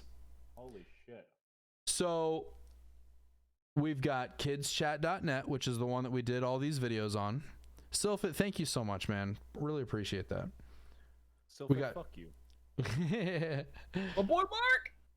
Chat Avenue, which I'm having trouble figuring it out because I actually was able to make contact with one former admin for Kids Chat. Evidently, kidschat.net and the Kids Chat operating under Chat Avenue are different but connected. I don't really know exactly how it connects, but we've got 321chat.com, chat2go.com, kidsworld.com, kidschat.com instead of kidschat.net, allpkchat.com. Jesus. Kidschat.com. Does it take you to a very similar site? Like, let's look at this here. Let's look at this. This looks way different. Yeah. Should we go into this one? Let's do it. Fuck it. Wait, before you do that. Okay. Oh. This looks very similar. This goes right. This redirects to kidschat.net, which we've already been to. So let's go back. Let's try out one of these other ones that we know are not like connected here. So Chat Avenue is the one with like the 18 and up rooms right next to the kids rooms. Which yes. Is fucking disgusting. Right. So kidsworld.com. This is one I've never been to. I have no idea what I'm about to get into here. Click here to chat right now. Like, you click the image. It's like the 90s. Hey kids and teens, it's time to get social. Perfect for after school, on weekends, or in your spare time.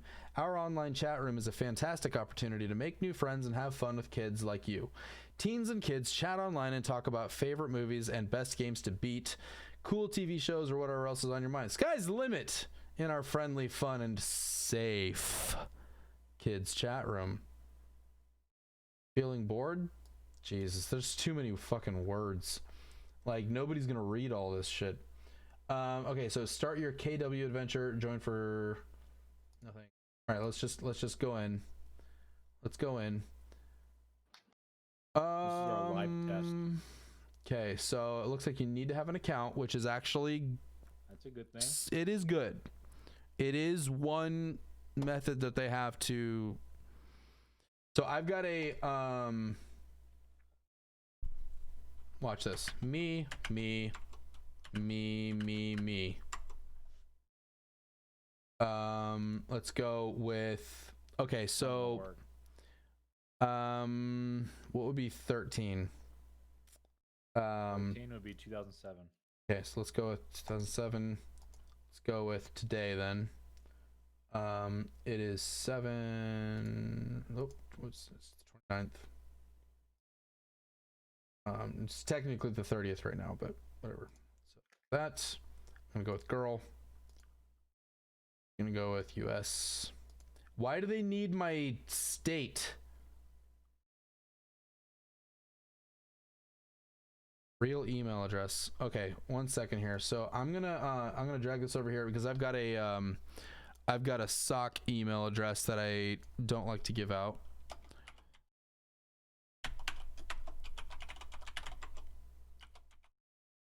That I use to investigate stuff like this.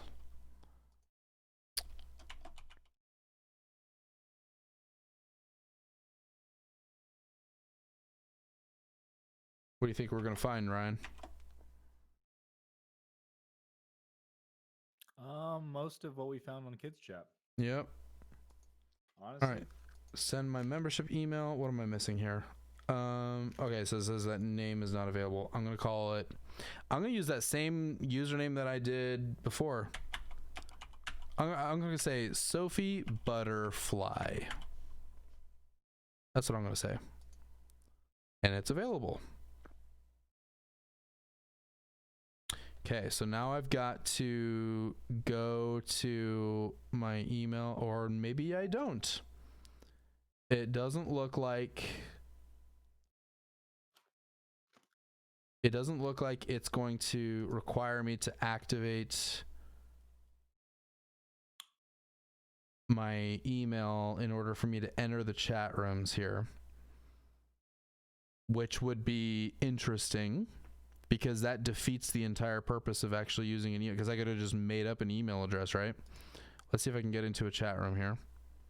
Okay, all right. So it does say your account does need to be approved or verified before I can get into there. So let's go into my SOC email account and activate that email. Kids World, Sophie Butterfly, activate your Kids World account. Activate. All right. So, guys ready to go into the depths of hell?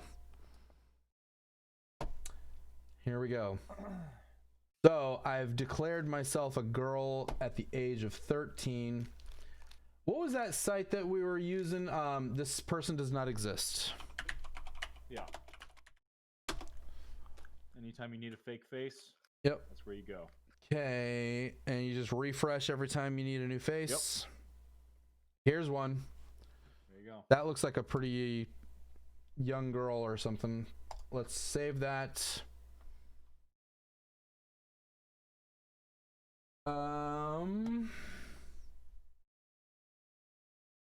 There we go. And let's update this with, actually just upload one right there. Okay, so there's that.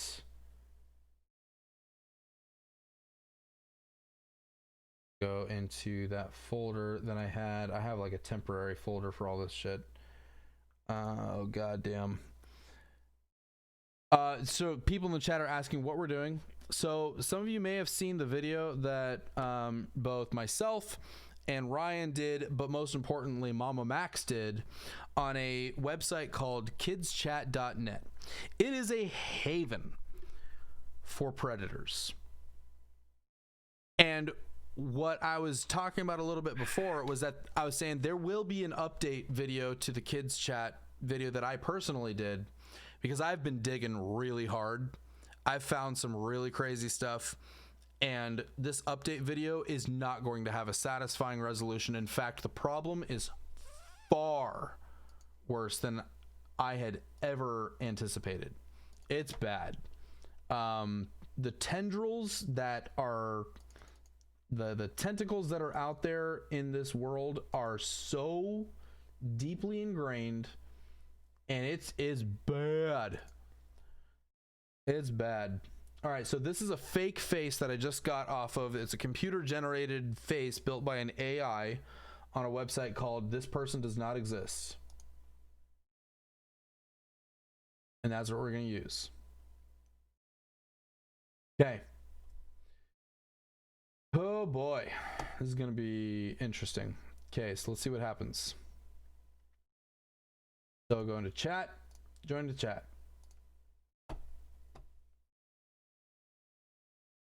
So it's a pretty sparsely populated chat room here. What happened to my little thing? What I will say is I've investigated a few of the other chat rooms that are designed for kids, and they weren't nearly as populated as kids chat was.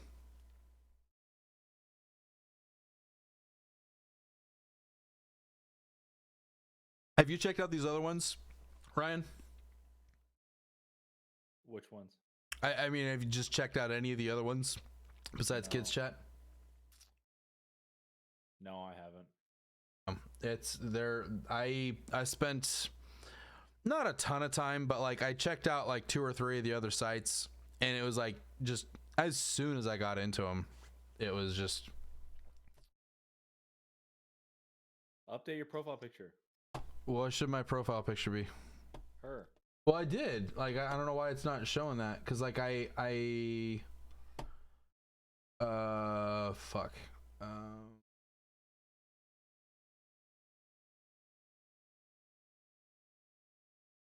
Like I did though. Like it's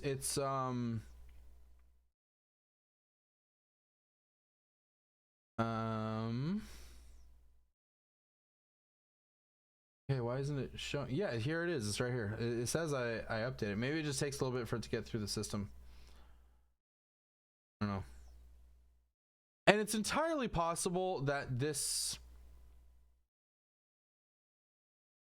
Okay, so it's entirely possible that we actually found a chat site designed for children that really does try to make efforts to moderate itself and all that, which, as far as like, you know, picking the lesser of 2 evils, I mean, that's cool. But there should be no kind of chat site like this at all. Like, there's no good reason. Like, go play RuneScape. What the right. fuck? And any of these chat sites that are designed for kids, why the fuck would you have a DM option at all? Like, what's the purpose? There's nothing good that can come from giving a 9-year-old or a 13-year-old or whatever, a minor, the option to DM someone, especially when you know that there's a rampant risk of having fucking pedophiles in the chat with you. There's no good reason. There's no reason in my mind whatsoever that somebody should have a DM option at all. This seems pretty darn innocent. This is the most innocent I've actually seen ever in any of these here. This one, this 321 chat, I think this is one that I had gone to before. Kids chat, furry chat, religion chat, like just all of these. Okay, so start chatting. Okay. No login required. I can just do a guest login. Okay. Look, hold the fuck on here. 321 chat, free chat rooms. Look at this shit. This is for kids chat. 321chat.com/kid/chat.php. Look at these example profiles. Look at this shit. Yeah, dude, kids.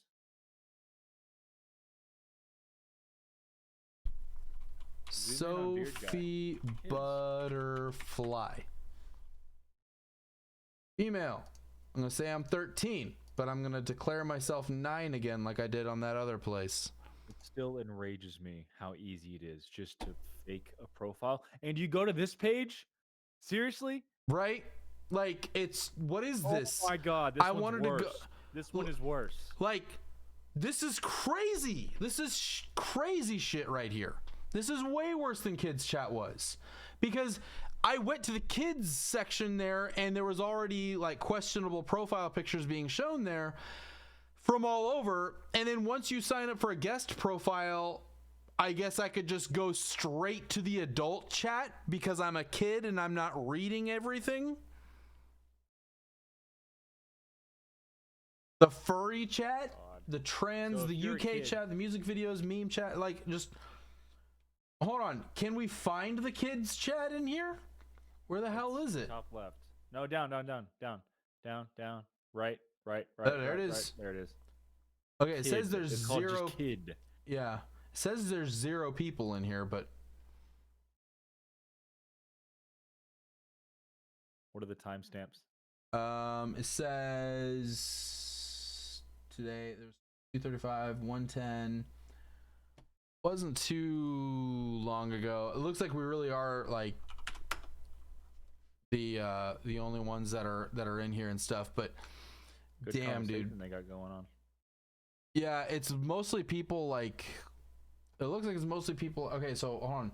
2 o'clock, 6 o'clock, 4 hours later, then 3 hours later, then 2 hours after that.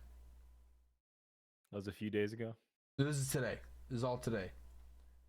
And then 12, and 12:27, 12:37. Okay, so the saving grace for this one at least is that there's just nobody fucking here. But We'll go to the teen chat. That might be different. Top right.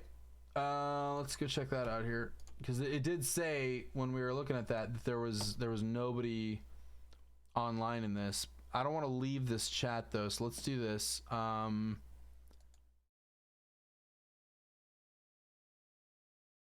want to leave this open if I can, so let's do this.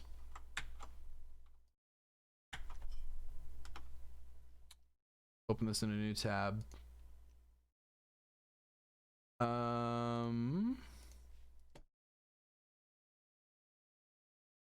So there's still an option to like, there's still an option to DM people in this, which I cannot get behind.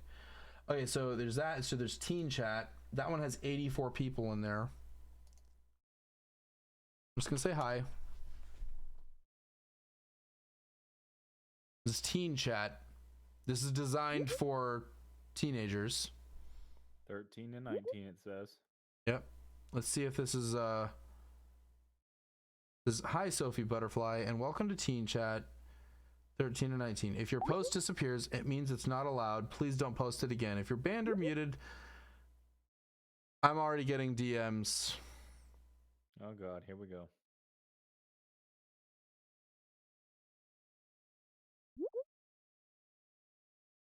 I just said I9. Let's watch what happens here. Dude, yes, they could be thinking like Intel Core i9. Just say I'm 9. Well, I just misspelled it because I'm 9 and I don't know how to type. Okay, all right. But I mean and here comes some more DMs. Sick fucks. What are they saying? We got Ravenclaw 140. Hey, what's up?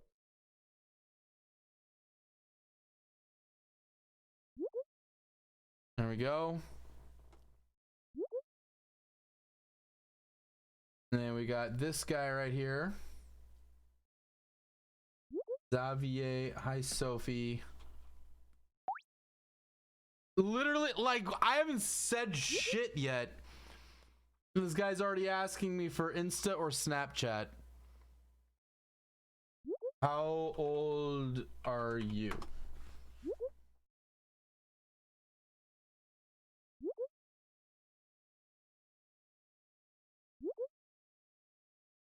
How are you? Good. I'm 9. Let's just see what happens here. Johnny Simpson, NightDocs. It's about time this website gets more actual coverage about how much fucking messed up shiz goes on. Yep.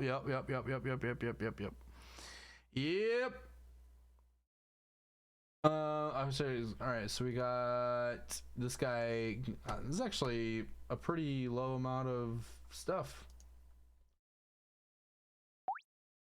13. Yeah, right. There ain't no fucking way. This looks eerily familiar. Like to my video. Hold on, let me pull out my video real quick. 13. Is that okay? Yeah, because remember that one guy said 19. Is that okay or something like that? This guy says he's 14.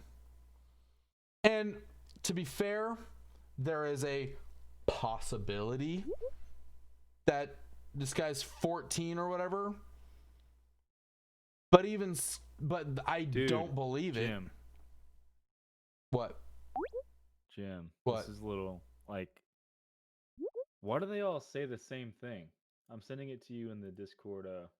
Okay, let me take a look here. Why do they all have like the same wordage?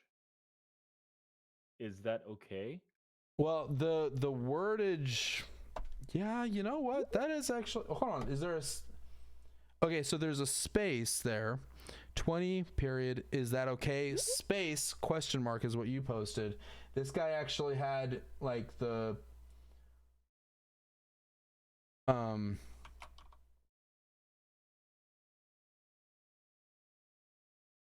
gonna say mommy is asleep. Wow.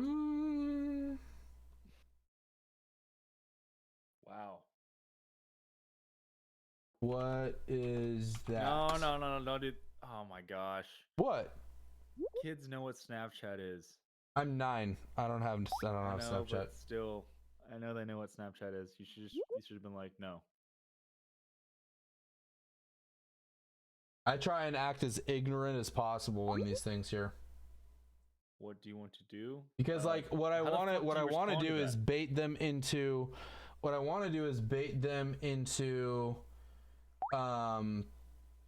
explaining what Snapchat is to them, like why they want a Snapchat here. So you came on here. Okay, cool. What do you want to do? I don't know. Hi. I'm just doing my best to like impersonate what I feel like, you know, a 9-year-old would say. It's a texting app on Snapchat is a texting app on phone. Do you have Instagram or any texting apps? Pushy. I wonder if I could probably find. I don't want to do that. I was thinking I could maybe like make a burner number with like Google Voice or something like that, but no, I don't want to do that shit. I don't want to set myself up in a position where I actually receive anything. I don't want to. I'll text him with the burner phone. Give him my number. Okay, I can do it off camera so that people aren't like texting you and stuff from watching the stream or anything. Yeah, that's true. One second here. And honestly, man, I wouldn't risk it. Like, you don't know what you're gonna like. There, like the possibility that somebody could actually be like 14, and they send you something crazy lewd or whatever. Then you've got a problem, you know. Yeah, it's a pretty big problem. Okay, so hi. What are you doing at the moment?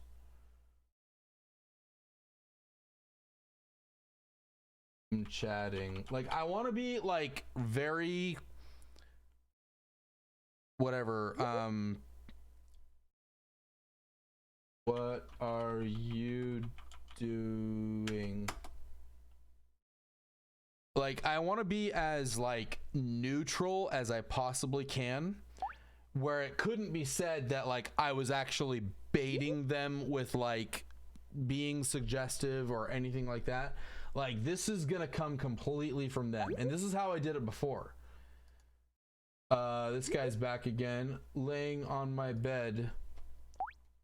Are you tired? I don't know what to say. Bet you don't know what to say.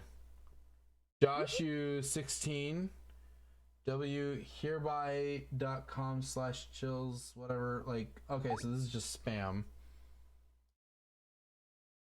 Jesus. Somebody named Juliet here. Hi, are you bi or lesbian? I'm fucking 9. I'm 9. Hi.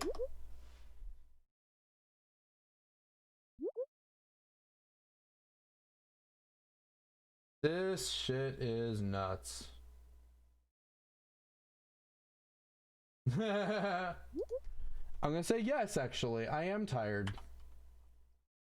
Yes, but hungry. I'm just gonna say I'm hungry. Because that could mean anything. And watch him say, like, are you hungry for a big fat fucking sausage or some stupid shit?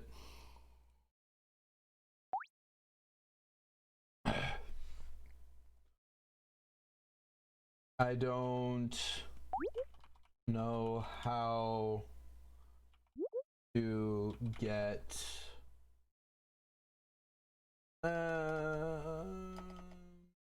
use the microwave. I'm gonna misspell that there too. Like, it's fucking shitty ass impression, but whatever. You guys probably not even gonna notice. They just hear what they want to hear. You have Instagram texting app? I'm good. Don't.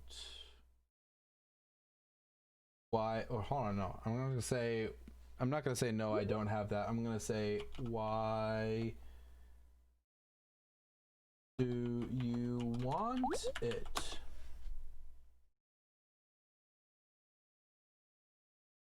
And this guy, I don't know how to use the microwave. Okay, all right. So he's being actually pretty careful here. Juliet here. No one in kids chat.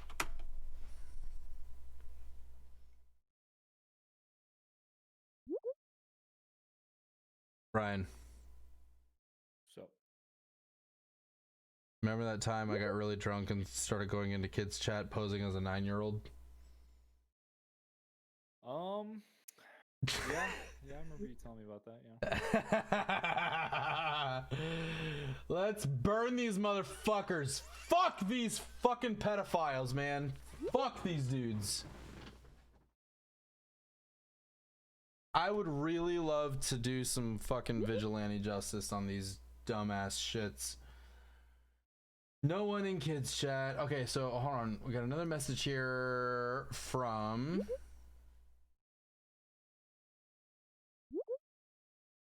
So we can talk, and I want to see you. I bet you're cute. Now we've got a fucking...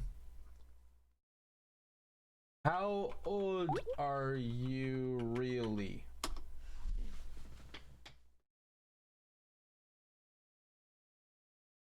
I can only talk to grown-ups.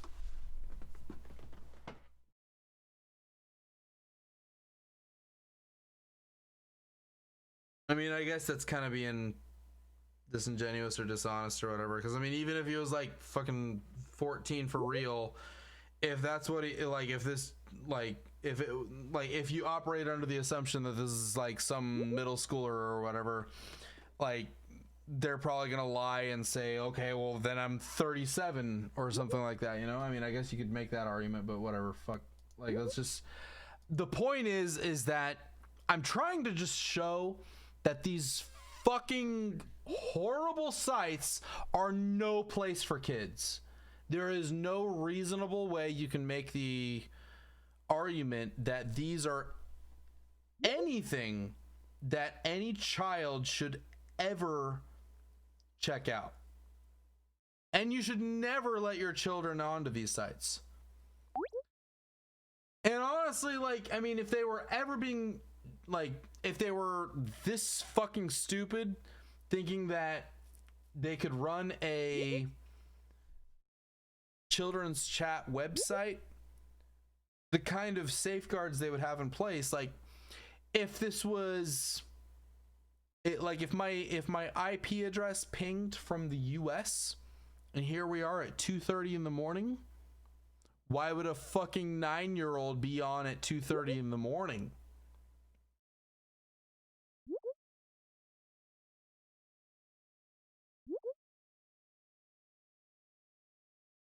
Okay, are you a lesbian or bi or like girls more than guys? What the fuck? I already said I'm 9. I don't know too many 9-year-olds who have their sexual identity figured out already. I'm fucking done already, man. I don't know about you, Ryan. Yeah, I'm so done. I'm about to go to sleep. Yeah, I'm just gonna log off of this shit, dude. I don't even want to like mess with this shit anymore. But like, literally, like, this guy, like, fucking hell, dude. Like, so many goddamn. I want to do something more fun though. Like, I want to, like, I kind of went down a dark path here that I didn't mean to go down. And this was supposed to be a fun stream, so I want to do something fun. Make a song. You want me to make a song? Okay, hold up. Well, hold I'm up. gonna go to bed. You can make a song. Oh, okay. All right. Well, I'm gonna post in the IBI and see if anybody else wants to come hang out. And I may actually start working on like a little. This might be actually the fewest amount of people I've ever had on a drink stream. Okay, so 1 second here. I'm gonna go to Twitter. I'm gonna go on IBI. If anybody wants to come hang out, they can come hang out. 1 second here. Doing a 50K special live stream right now. Anybody wanna come hang out for a bit? Go to our little DM group. Ryan? Sir? What's up? I want to say, man, fucking love you, dude. I know. Bye. Bye.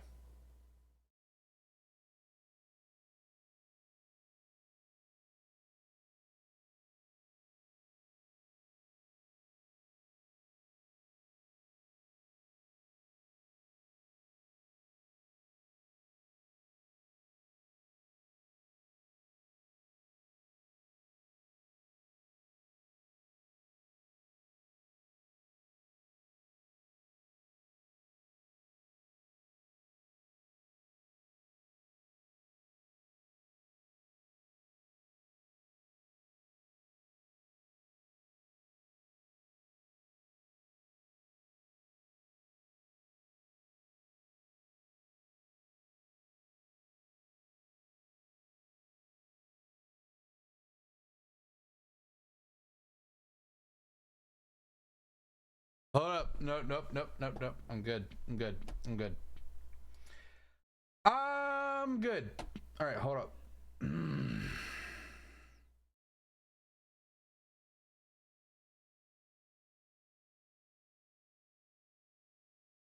I'm good. Okay. Hold up. This chat is amazing. Hold up. I need the attention of NightDocs. I found something really fucked up and I think you would want to know. What have you found, Unfurled Atom? Hey, Jim, I forgot to tell you something. Oh, you're still fucking here? I like straight up passed out on stream for a second and I'm back though. I love you too, bro. Dude, thank you, man. I love you too, man. Dude, you're the best. Like, dude, seriously, you're like one of my fucking brothers, man. I know. Don't gotta go that far. You're not gonna go that far? Cause I would, dude. Like straight up, like gotta go that far. I'm just saying, like fuck blood and genetical relations. Like you're like honestly as close to a brother to me as anybody could be. So I appreciate you. I just want you to know that. Goddamn right. I appreciate you too, man. Well, you have a wonderful night. Tell the missus I appreciate you, or I appreciate her allowing you to come hang out with me and hang out while I wait for a 1,000 thing. 1 second. Let's see where we're at right now. I don't even know where I'm at. Oh. Anyway, I'm sorry. I don't mean to hold you up. You have a wonderful night, sir. All right, guys. See y'all. Bye. Well, that's Nexpo, everybody. So there's no reason for any of you to even watch anymore except to watch the deterioration of NightDocs. I invited a few more friends to come in, but we'll see what happens here.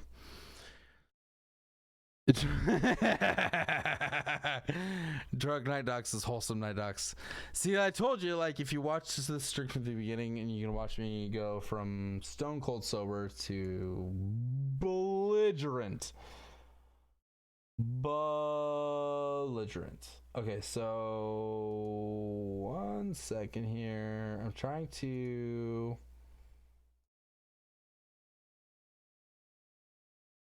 find. Fuck. Okay, YouTube Studio. Okay, where are we at? Oh, that is a bright screen. I don't like it. Oh, fuck. All right. We're at 49,645. Right? We might not make it to 50,000 during the stream, but it's okay. I fully expect that by the time I wake up in the morning, I still won't get it. But it's fine. Either way, we're celebrating the 50,000 subscriber mark that's going to come in the future. Whether it happens now or later or later or later or later or later or later, it's gonna happen. And I do believe that. I'm not gonna fucking stop until I'm like, I don't know what I'm gonna say. I'm just saying, like, I really like what I'm doing right now, and it's really rewarding, and I really, really enjoy the opportunity that I have, that I know that if I put my heart and soul into something, somebody is gonna watch it. Somebody is gonna consume something that I've put my creative energy into, and that is more rewarding than anything in the world to me. Any creative person, I've said this a million times, any creative person can tell you that the most valuable currency to them is somebody that just gives a shit. And that really is so rewarding, and it's just, I'm so grateful. Like,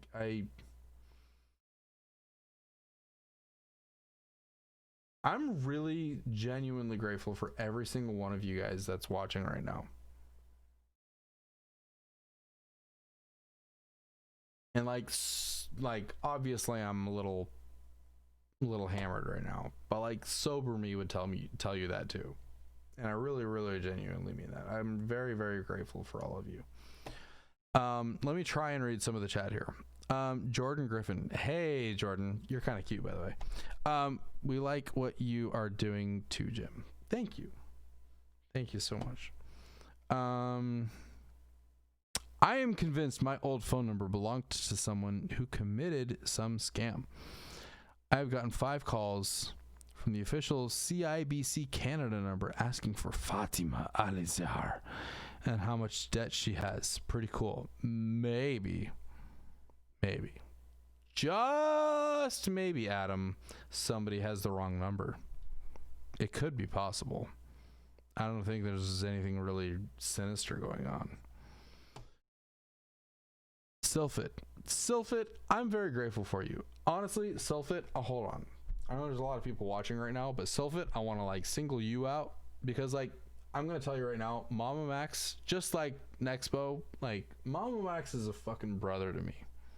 Like I love the dude to death, Like, I really fucking love the dude. He's one of my best friends. I'm so grateful that I have a friend like him in my life. And I know that you support him a lot. And I just want to tell you personally, Sylphit, thank you very much for being just a genuinely good dude that has his back. Because Max is a wonderful human being. And he deserves really good people in his life. So thank you very much for being a big supporter of Max. He's a really, really good guy. So I'm very grateful for you. Because I mean, I really genuinely do care about Max a lot. So, Ayalia, we're grateful for you too. Thank you so much. Let's keep up the good work, NightDocs. I really been enjoying the content. This is a fucking train wreck of a live stream. This is fun though. I'm having a fun time. Emily Hines, how are you, girl?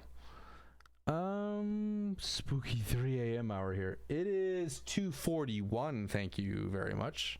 Maybe at like 3 a.m. somebody remind me. Maybe what we'll do is we'll maybe Google like a fucking online Ouija board. Hell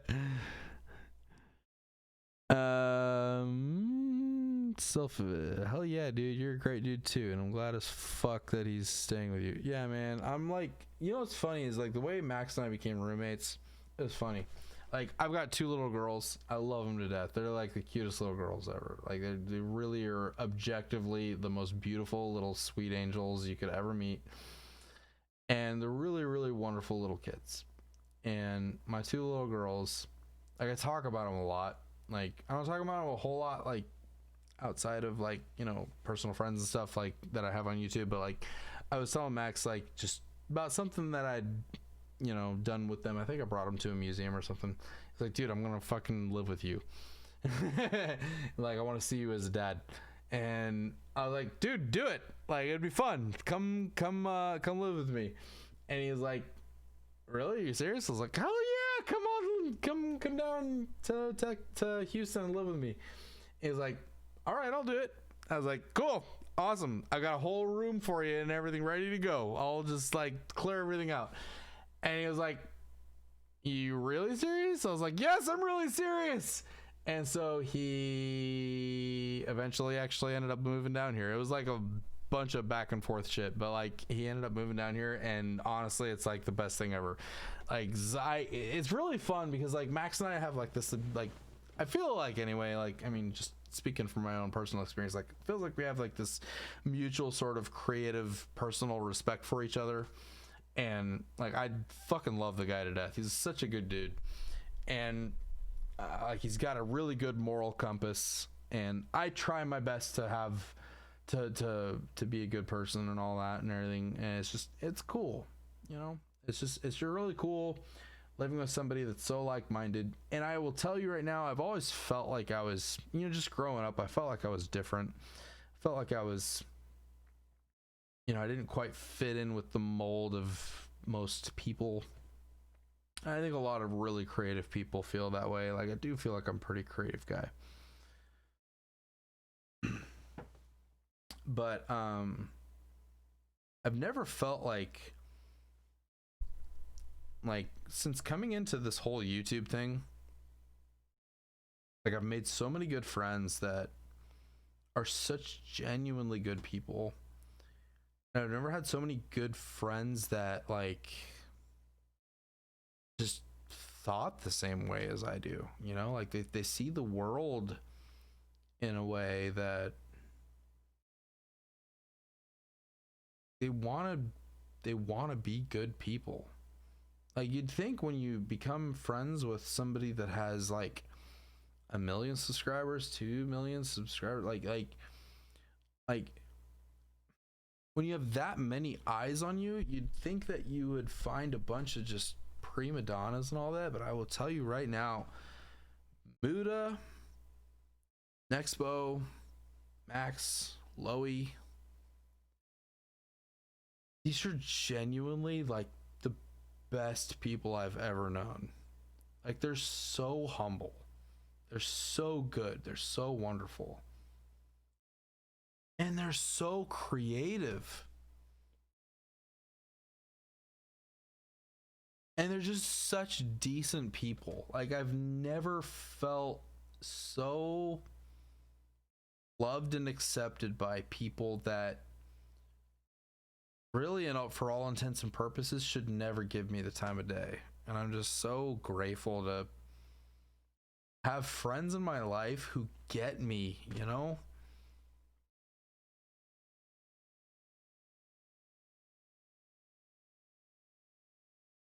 Yeah. This is the drunk I love you bro section. Oh goddamn. All right. Values and like-mindedness shows how many people you're bringing together. Possibly, I don't know. Jordan saying, I want a real life friend group like that. I'm 36 years old, you know. I'm definitely like probably one of the oldest out of this whole friend group that I'm in. And I won't lie, like it does get a little, you know, I'm not super self-conscious about a whole lot of things, but like I do get a lot of grandpa jokes that do kind of hurt. But the friends that I do have, like, I mean, I get that they're a lot younger than me, but like they accept me, you know. And like I mean, I'm a little immature, you know. Like I do act kind of like a little kid because I just like to have fun. I like to be curious. I like to explore. And when I say I feel like I act like a little kid, I think when I say stuff like that, I feel like I mean more like I'm not so set in my ways that I'm not flexible, and my opinions are not changeable by new information. I don't remember where I was going with that, but let me see here. Shauna B, why are you crying? There's no reason to cry. Everybody's having a good time.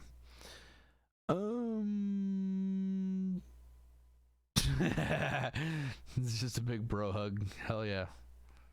Fucking love Max back there, man. Such a good dude. He had a really rough week. So if you guys like have ever watched Mama Max and you're not subscribed to his Patreon, go to patreon.com/MamaMax. He's a genuinely good dude, genuinely trying to do something really, really good and meaningful and impactful in this world, and trying to do it in a selfless way, and trying to change the world in a really, really positive way. He really does deserve your support, you know. I mean, obviously, like, as relatively small compared to him as I am, you know, not a lot I can do for him, but like, if any of you are watching Mama Max and don't support him, I would really encourage you to just, you know, just throw him a few bucks, even if it's a one-time donation or something like that. Just throw him a few bucks, tell him he's doing a good job. It really means the world to him. I can tell you that right now. Like, he does pay attention to how his creative work impacts people. So Philly Woody, I got to go, y'all. Thanks for the stream. Try not to pass out again, please, NightDocs. I'll try not to. I will end the stream before I think I will really legit pass out. So I did actually fucking pass out once on the stream. It was fucking hilarious. I might actually pull up the clip of that. NightDocs is just as super cool though. I really appreciate that. Do I have a Discord? I do. In fact, if you go into the description of this video, you can find the link to my Discord, and I would love to hang out with you. It'd be really fun. Big Yam, who is a Discord supporter, or is a Patreon supporter, thank you so much, Big Yam. I've told Max that his videos were used for a master's degree project, and he was so flattered by it. He's a good bean. I didn't know you were in a master's program, Mr. Big Yam.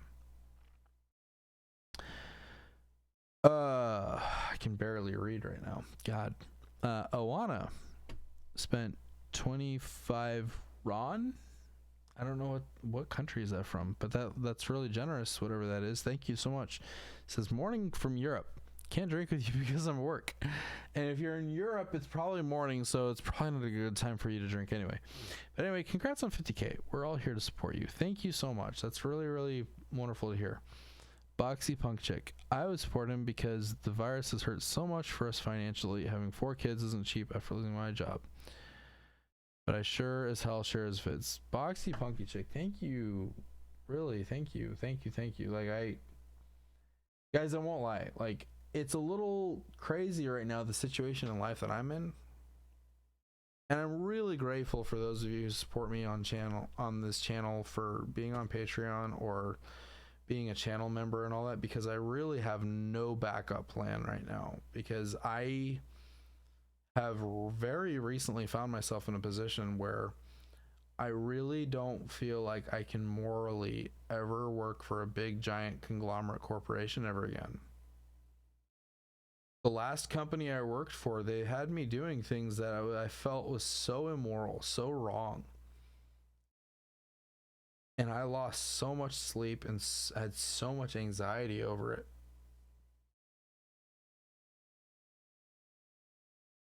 My job was I had to lease space for malls. Worked with hundreds of different small business owners.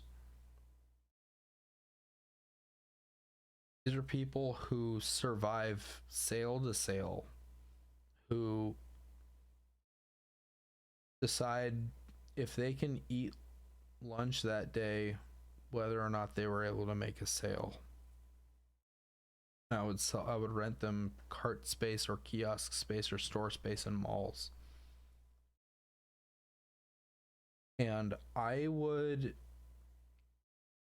around March, when this pandemic hit, my job shifted from being a deal maker where I would enable small businesses to have a mechanism by which they can grow their business or establish a new one or pilot a new creative, innovative retail concept or anything like that. I would get them spaces in malls. And the contracts that they would have us give them to sign, they never had language in them that accounted for anything like what we're going through right now. And so the company I worked for saw that as an opportunity to exercise their leverage and squeeze every penny that they could out of these people. I'd spent about 5 years working for this company. Worked really hard to like build these bridges, to like establish these good relationships with people that I genuinely cared about. And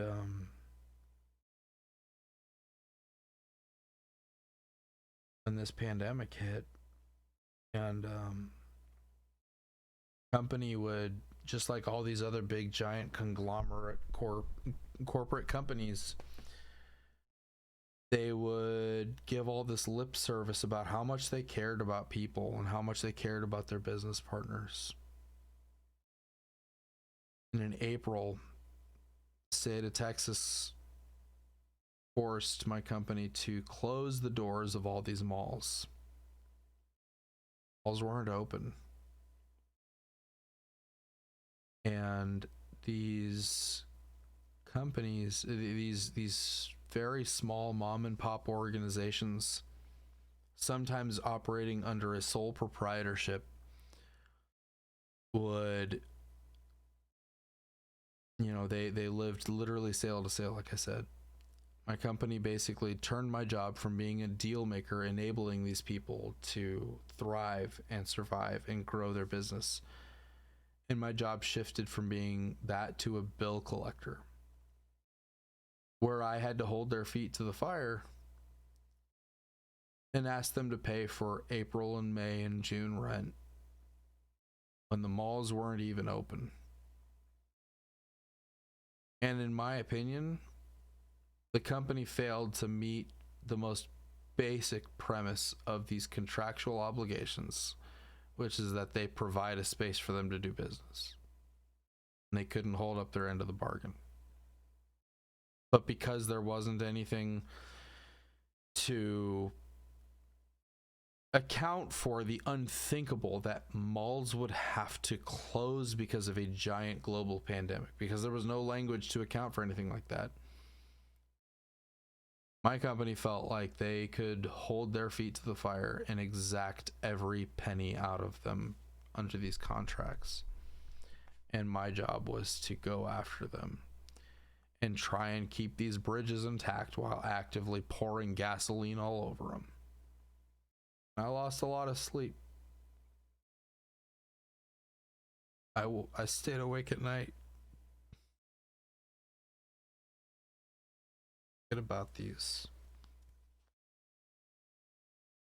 fathers and mothers trying to form a business, taking care of their families,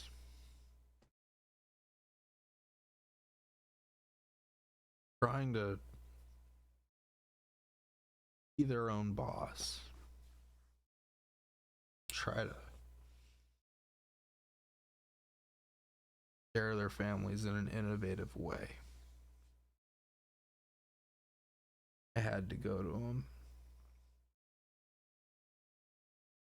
tell them that they had to.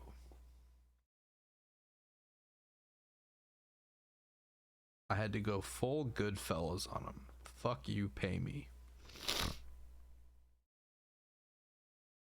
Experience I've ever had in my professional life. They fired me for it because I couldn't play ball. I couldn't get them to pay fast enough. Couldn't work out deals that would benefit the company alone. All the other mall companies out there,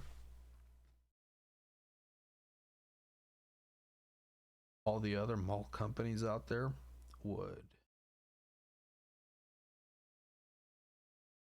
do the right thing. They, as soon as this pandemic hit, they asked them to pay. They told them that rent would be waived from March, April, May, and June. Most of the companies told their tenants that because they understood the value of having a good business relationship. They asked me to do people. It was just unforgivable. Can't get behind it.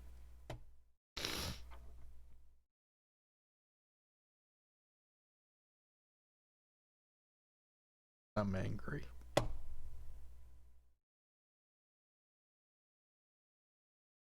So yeah.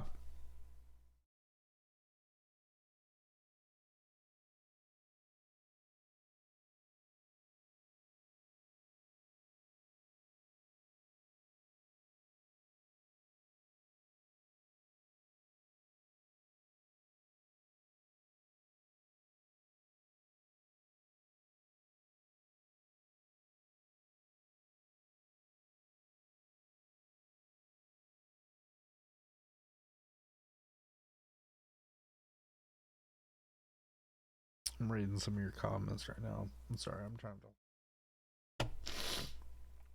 I'm gonna like review some of this live footage tomorrow and just be fucking embarrassed as hell, but whatever. I'm very grateful for you guys that are watching, especially those of you that support me, because I really don't have a backup plan. I have a backup plan. But most importantly, this is the first time in my life. This is the first time in my life where I really truly believe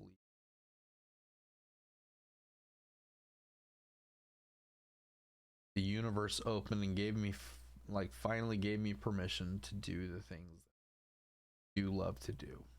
And I really do want to make something that's going to result in some kind of positive impact to society and the world.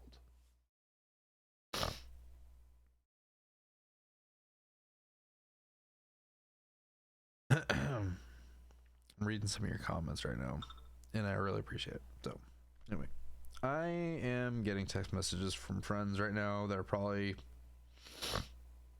telling me like I should probably fucking 3 in the morning. I don't really have anything to do tomorrow because I don't really have anything to do any day really. I don't even recognize like what's going on from day to day. So let's see here. Is there a countdown? Drunk sleeping stream. Some people would pay good money for that. I should probably get down to the main thing here. All right, so you got this man. And actually, you couldn't do it because you had a heart. If you could do it, no, that would suck. Yeah.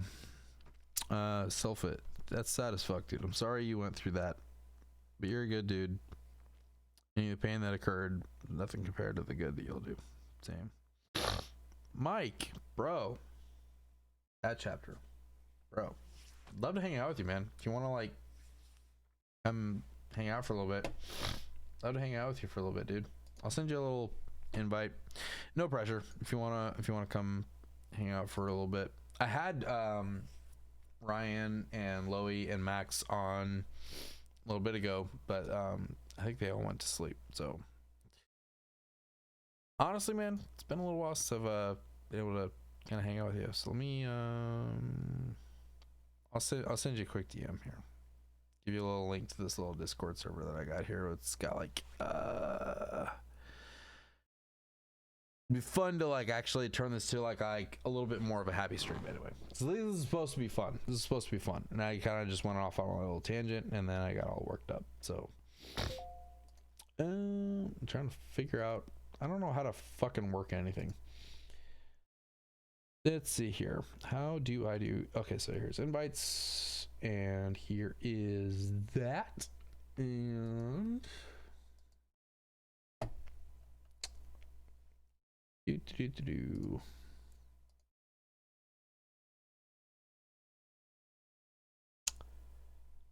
me find.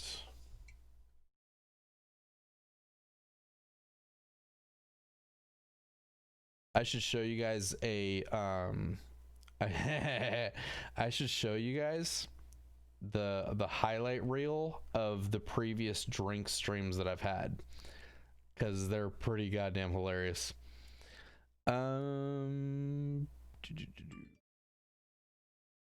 find my, there it is. Copy link. All right, Mike, I'm sending you an invite if you'd like to join. I'd love to hang out with you. No pressure. Actually, I already sent it to you. I'm gonna send it again though. But if you don't want to join, it's fine. I got this. Selfit, Jim, you gotta watch In Shadow: A Modern Odyssey. Yeah, definitely. I don't know how to fucking work on anything. I don't know how to fucking work anything. That's straight up. You should reach Chuck P. Choke. That's a good way to review exposure and vulnerability. Not unjust, but it's true. I don't know what that means. Respect, solidarity. A bit late sending this feelings, but yeah, that's all good, man. Favorite color when? I'm not really good at favorites in general, really. Abby said, I demand a drunk Jim highlights reel now. You want the drunk Jim highlights reel now? I can pull it up here. So Silpha, thank you for the donation, by the way, man. Thank you so much, man. Let's see here. I should probably put my headphones on. You might have already even joined, but I'm too fucking drunk to remember to like put this on here. Second. Nope, I am the only one in here. It's all good. But let me do this though. So if you guys follow me on Instagram, you should follow me on Instagram. I shit post a lot. It's really funny. At least I think it is. I don't need you to laugh. I only need me to laugh. All right, so NightDocsYT, and then why the hell did I come here again? Oh, that's right, because I was gonna show you the highlight reel of my previous drink streams. Here we go. There's some really good ones in here. Is this it? Nope, that's it. That's not it. Nope. Here it is. This is so fucking funny. Here we go. You guys enjoy this. Time when Nexpo was saying he was gonna come hang out with us for a little bit. He like popped into the chat for like 3 seconds, and then went back to watch this football game. I'm gonna call him up right now. I don't care. It's like 11:41 right now. Yeah, go for it. I'm gonna just call him like straight up, like on my phone. Here we go. Oh shit. I've Here we go. never forgave Nexpo. You guys watch this. after I he need to take stole a my 1 million quick RuneScape potty coins. break, Never played if that's with okay. Fuck, I'm gonna kill him for you. Fuck RuneScape. God damn it. I don't think he's gonna answer me. We'll see though. Ryan, why are you not on the stream with us? Oh shit. That's okay. Oh.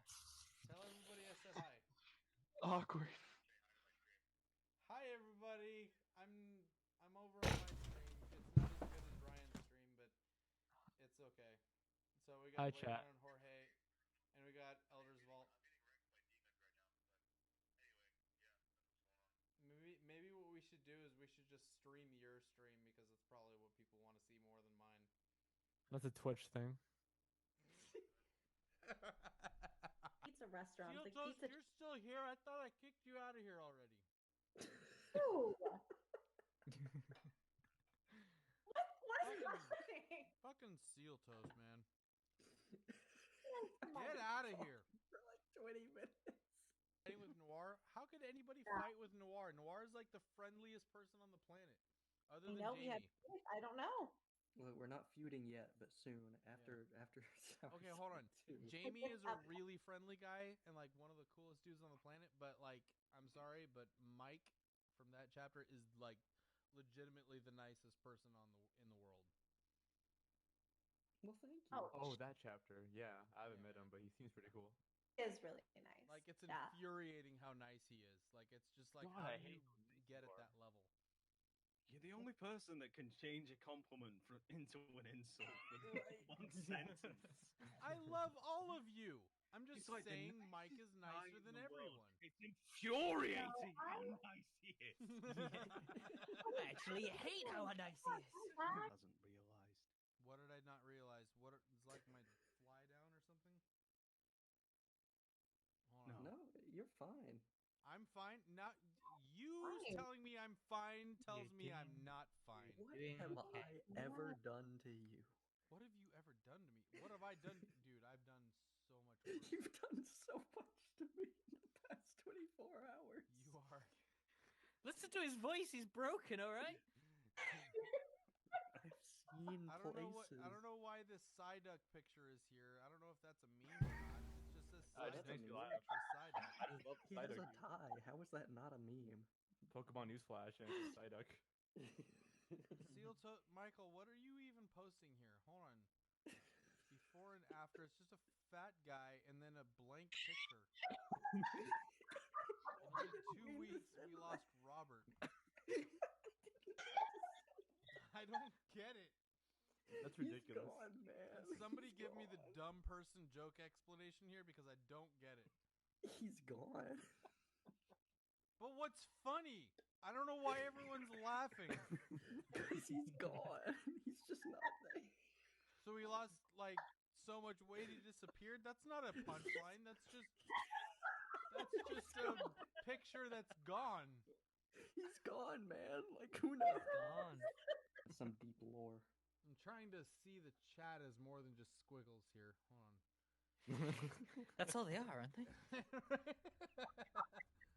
That's all we are in the end of the world.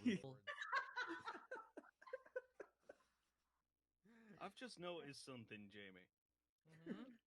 Both you and I are being by far incredibly British right now. We're just letting these guys chat away, and we just don't want to interrupt. Man, I'm sorry. It's rude to interrupt. God save the queen. Yeah, exactly. Nice. Cool. He's such a pretentious asshole, but I want to talk to him so bad. He's so nice behind the scenes. No, like He I mean, really I don't is. mean he's like an asshole, but like he seems like a really cool guy. Like it just he's Dude, very who like plays particular and NightDocs? precise with his words and all that stuff. NightDocs is just attacking people. I was gonna say, who gets Attacking Yeah, everyone. he's I like- love everyone. stream? And Goddamn especially- British. Okay, the right opinion. If you are watching any of this right now, I love you. Don't you what me? Like you asked me what, and I'm asking you what, and you can't say what back to me. As in I what, heard what. you. I am so sorry, my sweet little ducky. I heard you. You were breaking up. Honestly, you can give the girl a subscriber, but you cannot make her stop freaking the fuck out over people she stands. Can you like just remember exactly those exact words that you just said, and like make like one of those Tumblr posts with like mountains in the background? Yeah, have some mountains. And Yeah. just make that like the Loey Marilyn Monroe quote of the day. Inspiration, truly. Take a really. No, Not stop. NightDocs level, not able to. Yeah, not able Trying to to. fix it. Hold on. Got it. It's doing great. There we go. All right. Oh shit. Want to read your weird order? It was supposed to say not able to drive. Oh. Let me fix it. Not able to drive. Nope, you're leaving it Oh at my that. god, it's nightmare. You have to leave it. Oh my god, that's adorable. Ooh. That's nice. I Help! like the Umbreon. I love it. God, his eyes are so red. Are my eyes red? Hold on. Tell me. Not if you. my eyes are red. No. I agree. Yes. This is good shit. Christ, Oh, dude. it is really good. It's That's for what- drinking. That's what Do you dropped play me in the Pokemon? Orleans. What was that, Loey? You play Pokemon? I like Pokemon. I mean, just the thing is, I keep reverting back to red and blue. Have you played Fire Red and Leaf Green? I probably have. I don't know. Like it's been a long time. They're like updates. They're updates You guys, to. I just found cookies. Oh, nice. Oh my god. Jelly. What the fuck? I just feel like aggressive ripping. It's like you slightly answered the question Add and the cookie. found cookies. And when you're reading somebody else's words, it doesn't come out exactly all that well sometimes. Yeah, that's one thing that I refuse to do. I will always write my own scripts because I have a really particular way of speaking, and Yeah, I know how to exactly, make exactly, myself like- sound really dumb. Yeah. And if I've had somebody write my scripts twice, and when I read, But oh man, dude, I'm really feeling it. I can't shake my head 100%, without. I agree. I can't shake my head without fucking feeling it like 3 seconds later. Whew. Where did NightDocs go? Did he leave again?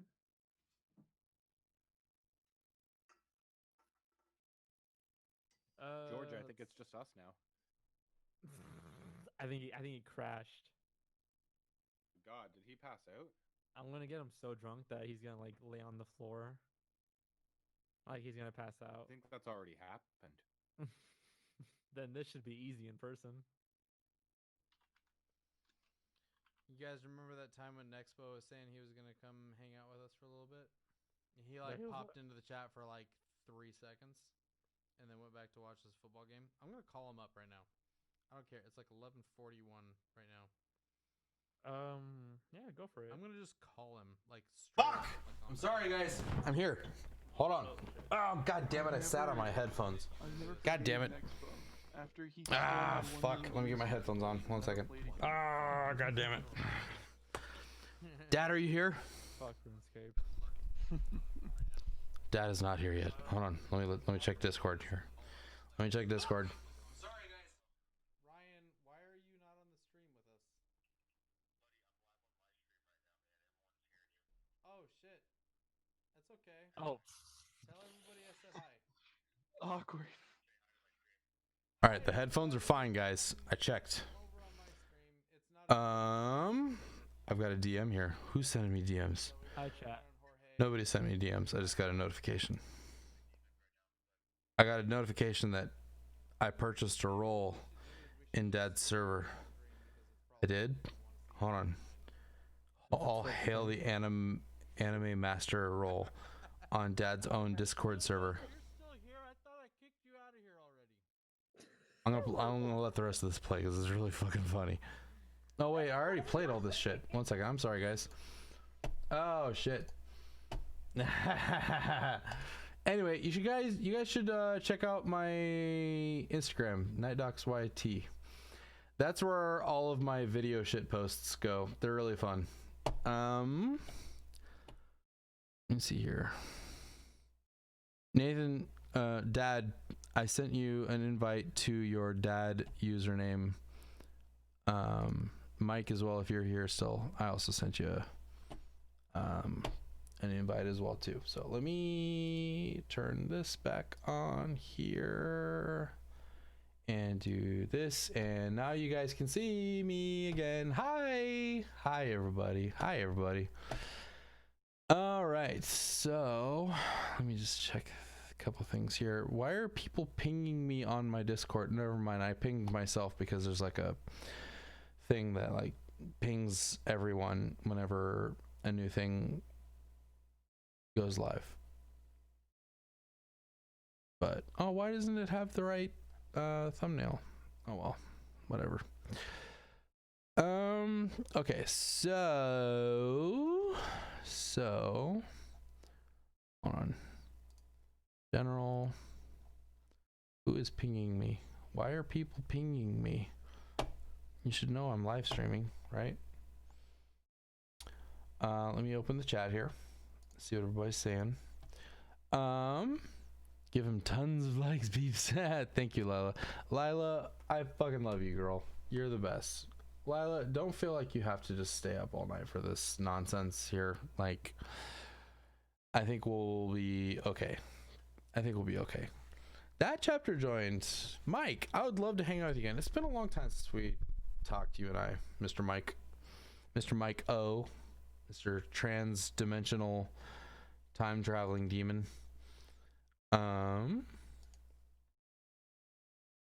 Join voice chat if you want to come say hi. Just come on in. Okay, so all right, so Mike O joined and Dad joined. So whenever they decide to come on in, then it'll be good to go. I think Dad said he was trying to get his camera set up and everything too. So hold on. It says unfortunately.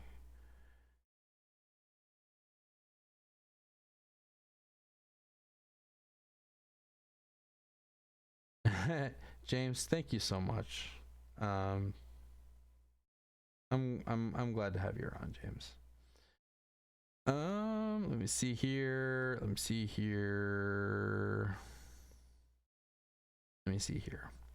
I don't even remember when Prox left. So Prox, I'm sorry, man.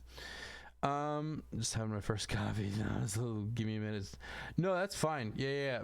Mike, I mean, Mike, Dad, both of you, like, it's fine. Like, these type of drink streams, like, this is actually, I think this is the first time ever that I've done a drink stream where it ended up being just me.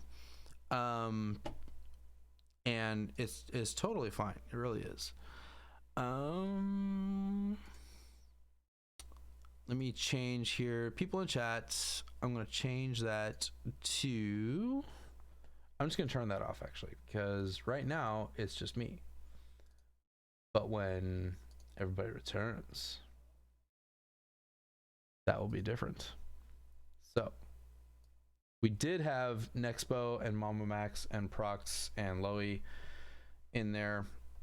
And Max said, he was like, I'm really tired, I'm going to bed. But I totally hear him back there. Max. Lying fool. I'm just kidding. I love Max. Okay, so I'm going to change this here. So we say Dad and Mike. Oh. After, so whenever they join, that's fine. But okay, so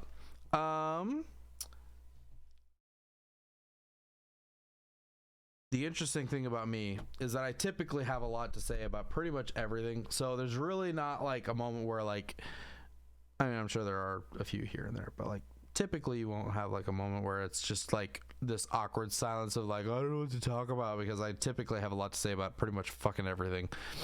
little bit of me goes a long way. I do tend to be a little bit obnoxious, so I'm impressed thoroughly that there's that there's as many people of you still hanging out as there are. So anyway, let me just catch up on chat here.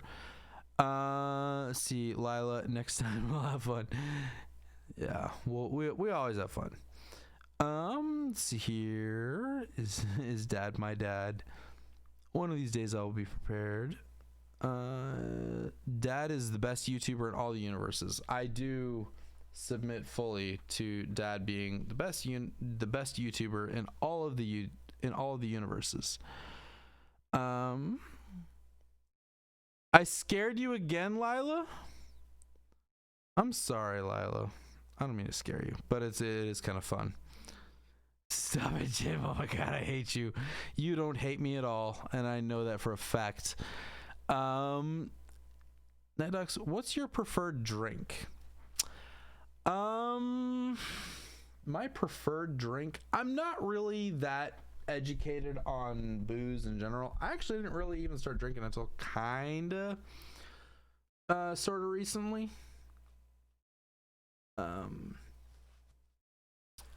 And there's a little bit of a long story behind there.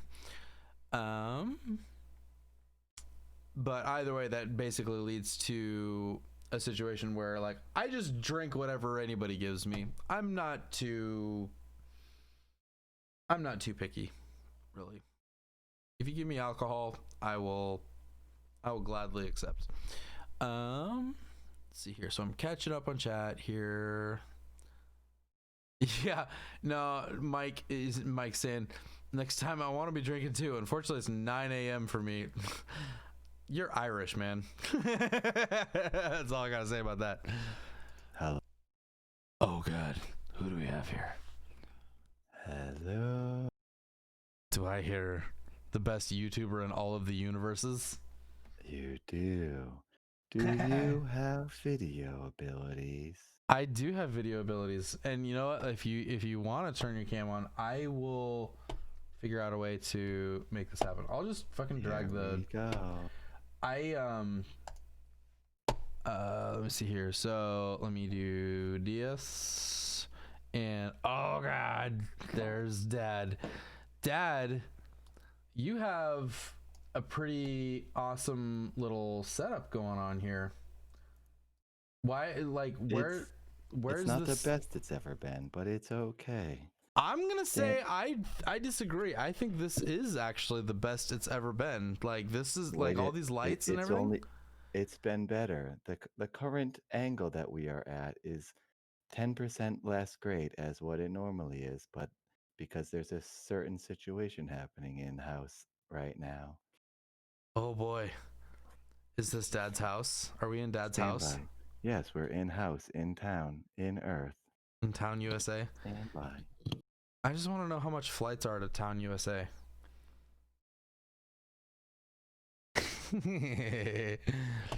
Okay.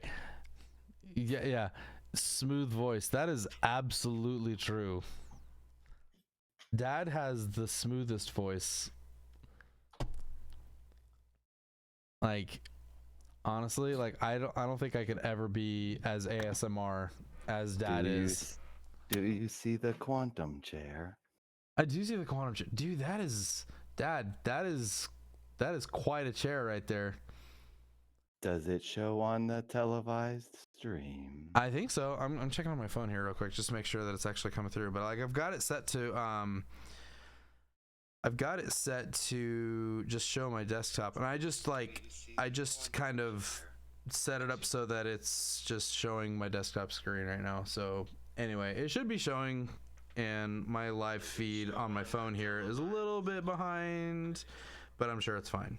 I don't think we see it. Well, right now it's just you and I, but like oh, I'm an idiot. I'm so sorry. That's because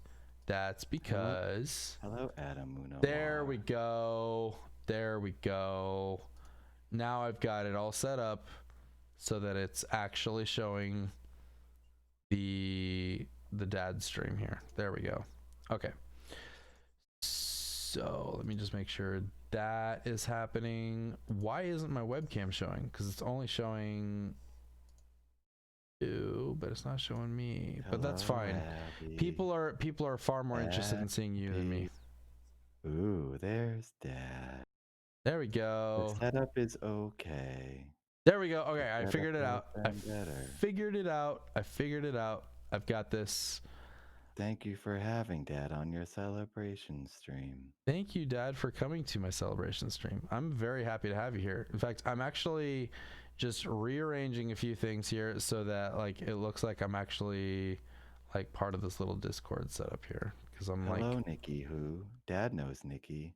How are you, Nikki? How are you, Info War, Abby, Cece, Vine? So many humans here.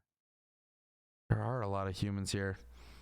Okay, so I'm trying to read some of this right here. So yes, baby, like Dad, there's so many people that are like so excited to have you here, and there's like so many questions I would ask you right now if I could think of any.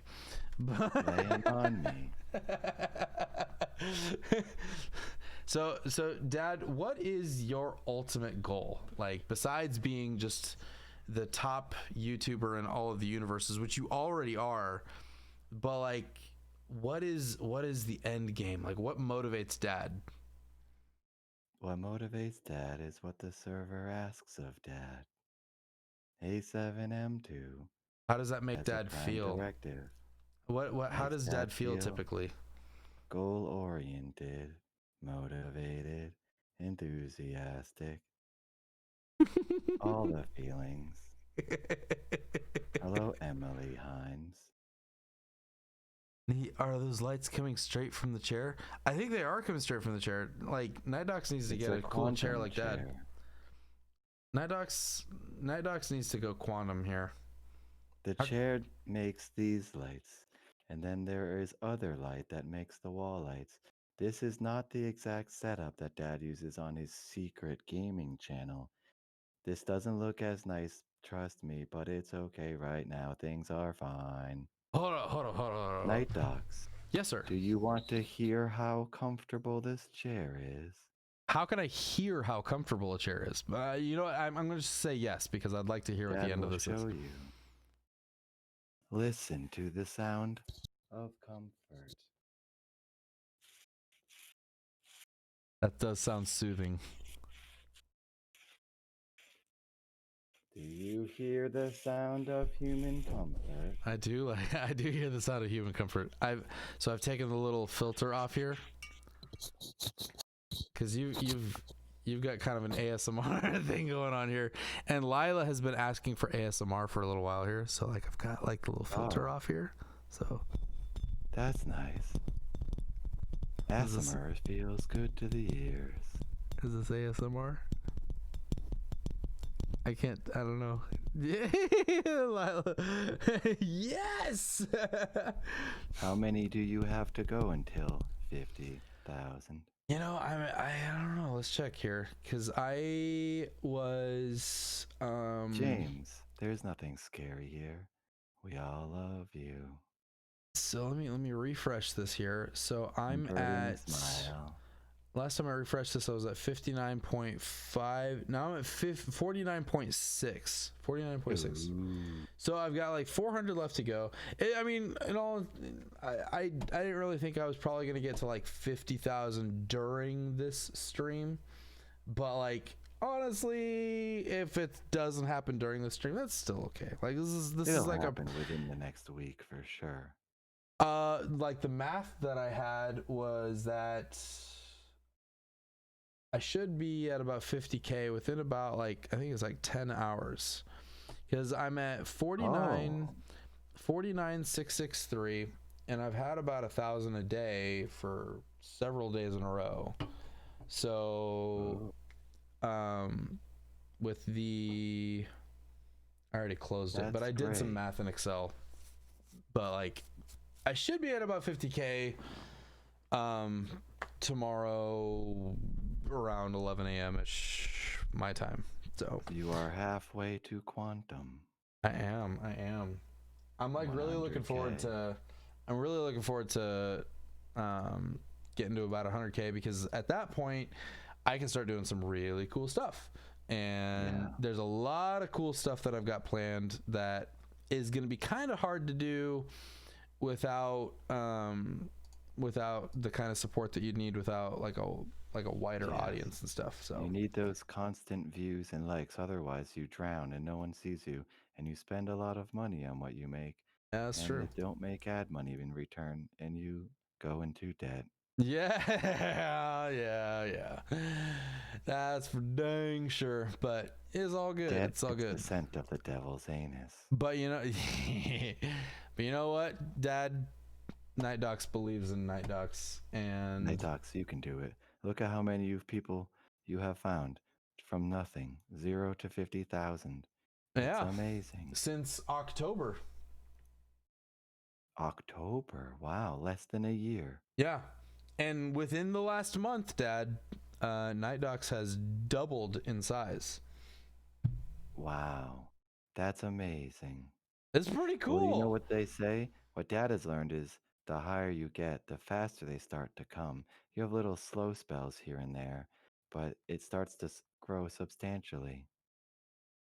People like that big number, and they are drawn to it. You guys want to see something kind of cool? Let me pull up this little Social Blade thing here again, because and I'm sorry, I'm gonna try and get back to like Dad's face here in a second. I have to like stream the desktop in order for you to see Dad here, but like I just want to like show everybody kind of here. I'll just pull it off to the side here if that's possible. Cervix, Dahlia Rocha, Shaunaby, Happy Bunny. Dang, like, okay, so if you look at like Social Blade keeps track of like how you're doing typically. So like I was doing at least 1,000 a day from like July 18th through July 22nd. It was like 1,300 to 1,500 a day. It looks like 1,100 to 1,500 a day. And I'm down to like 700, 500, 500, 600, 700, and then back to 1,300 this last day, and 200 already just today, and it's like 3:32 in the morning. So like things are going well. Like it's really, really cool. I mean, I'm really, really excited about like what this is looking like right now. So That's great. I'm pretty excited. Dad has learned that you have to not stop uploading.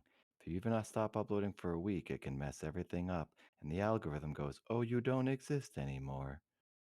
So then you have to remind the audience, "I still alive." So now Dad is uploading 3 videos a week instead of 1. Yeah, and that is really, really hard for somebody like myself, where your videos, they tend to take a lot of research. And then, like as hard as you work on videos, you get like these moments where, you work really, really hard on something, and then you just pick up the baton and you keep running and you keep running, and it's really easy to feel burned out and all that. But you know what, like I really love what I'm doing, and I've had this one video done. It's like 90% done, and it's been 90% done for like 2 weeks. Yeah. Because you're making documentaries, and you can't just pump those out one a week. Yeah, they're pretty tough to do. Like there was one that I did that I'm sure a few of you watching that are familiar with. It was called Lives That Matter, because I felt really, really. Dad loved that video. That was great. Appreciate more than that. a video. It was like a short documentary. Yeah, and I that was something I really, really poured my heart into, and it's something I really, really believed in. And I mean, for all intents and purposes, it really did bomb. But you know what? Like Dad had the same thing happen recently.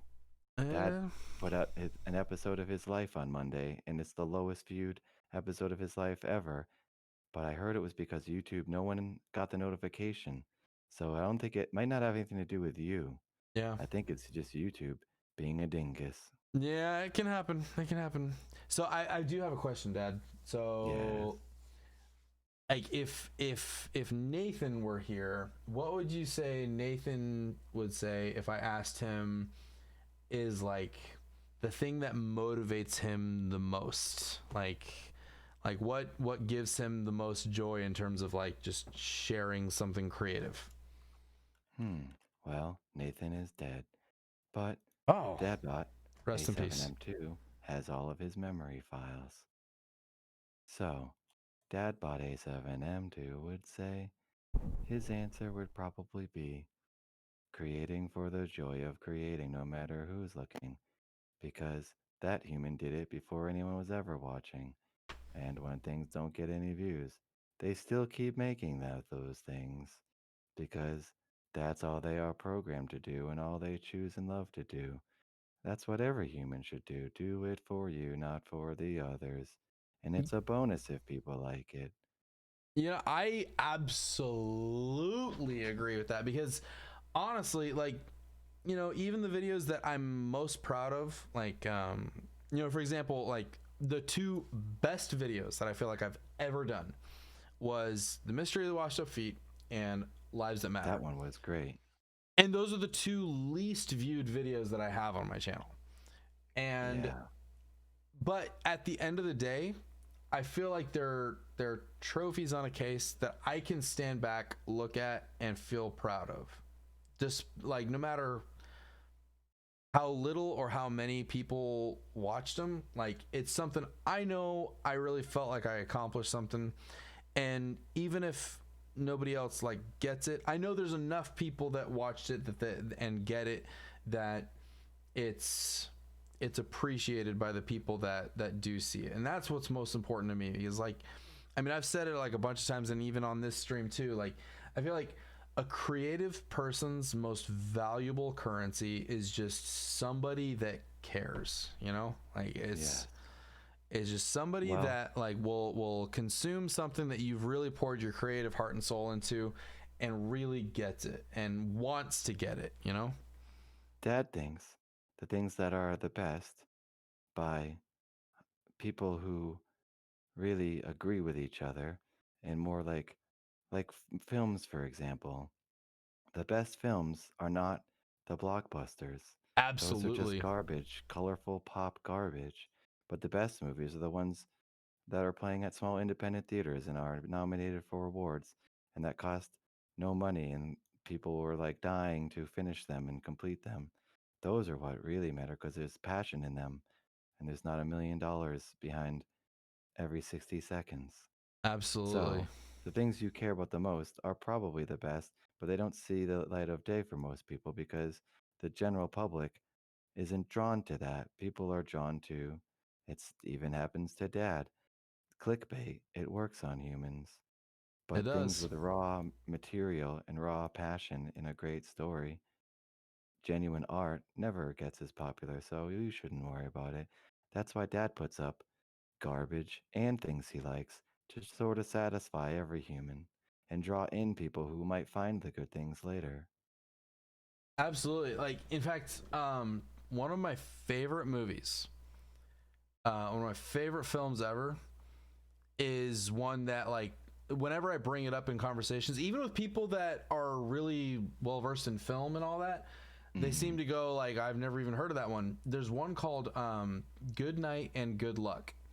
It's an independent movie. It's like through Warner Brothers Independent. So it's got it's got an all-star cast, honestly. It's got George Clooney, Jeff Daniels, Robert Downey Jr.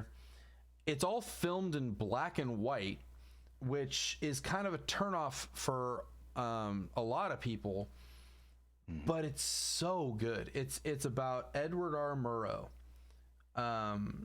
who ran a television program called See It Now back in the 1960s, I believe, 50s or 60s. And this was the television program that finally put an end to the tyrannical reign of Senator Joseph McCarthy, who was doing all these communist witch hunts, trying to demonize anybody who was on the other side of the aisle from him.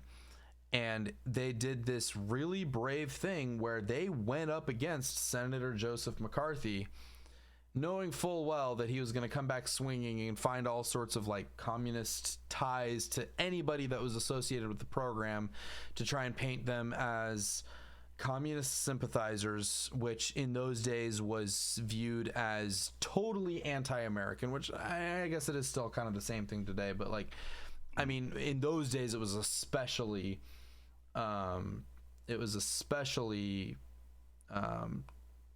potent.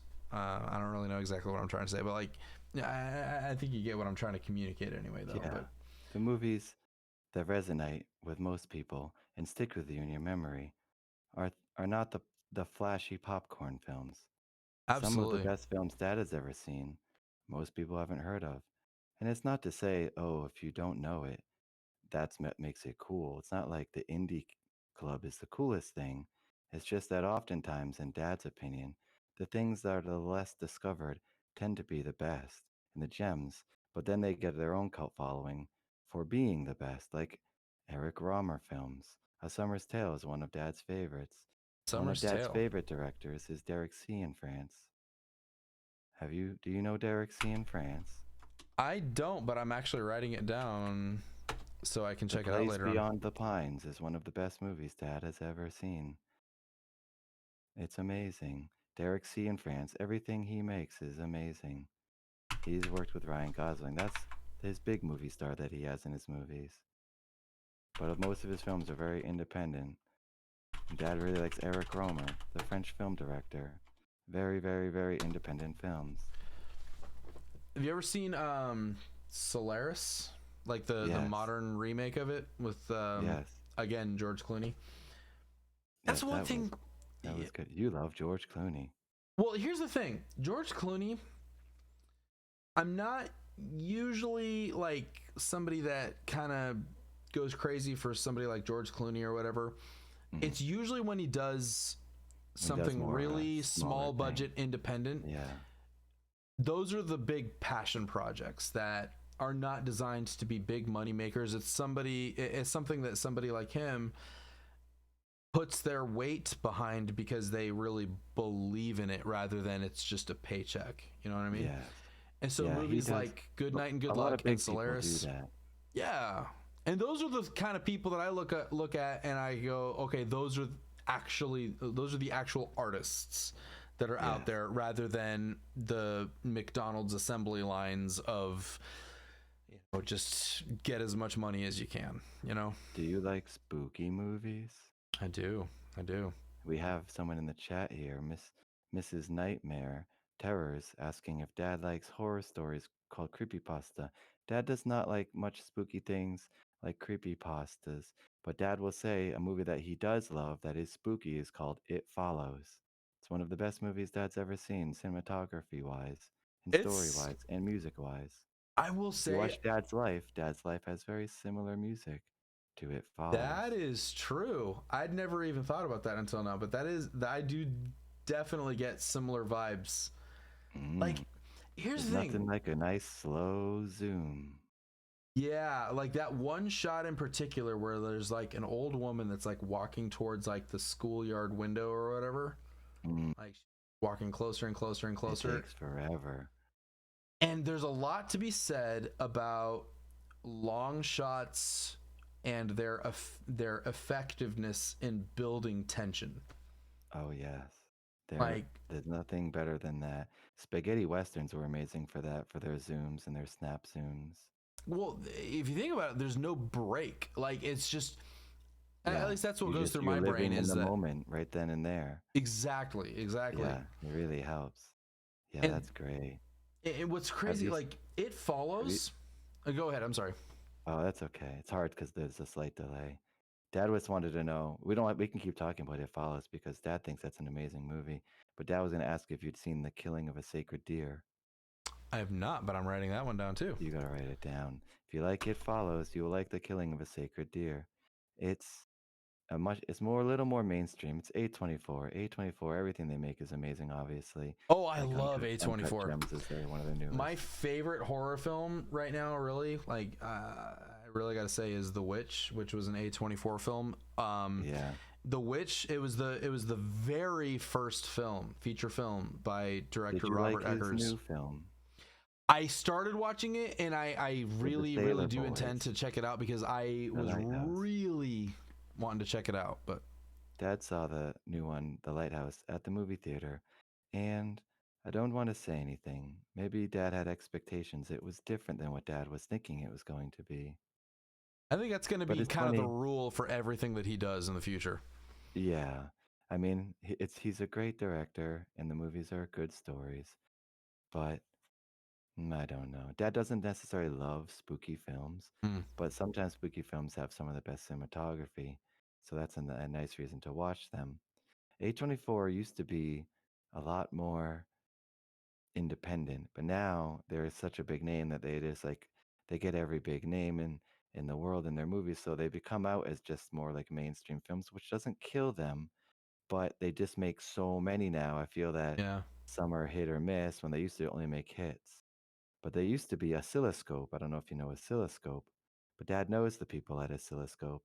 I used to be one of the Beastie Boys who started Oscilloscope, and another person, I forget who, and then they made films, into very independent films, and then one of them, the one that left, went and started A24.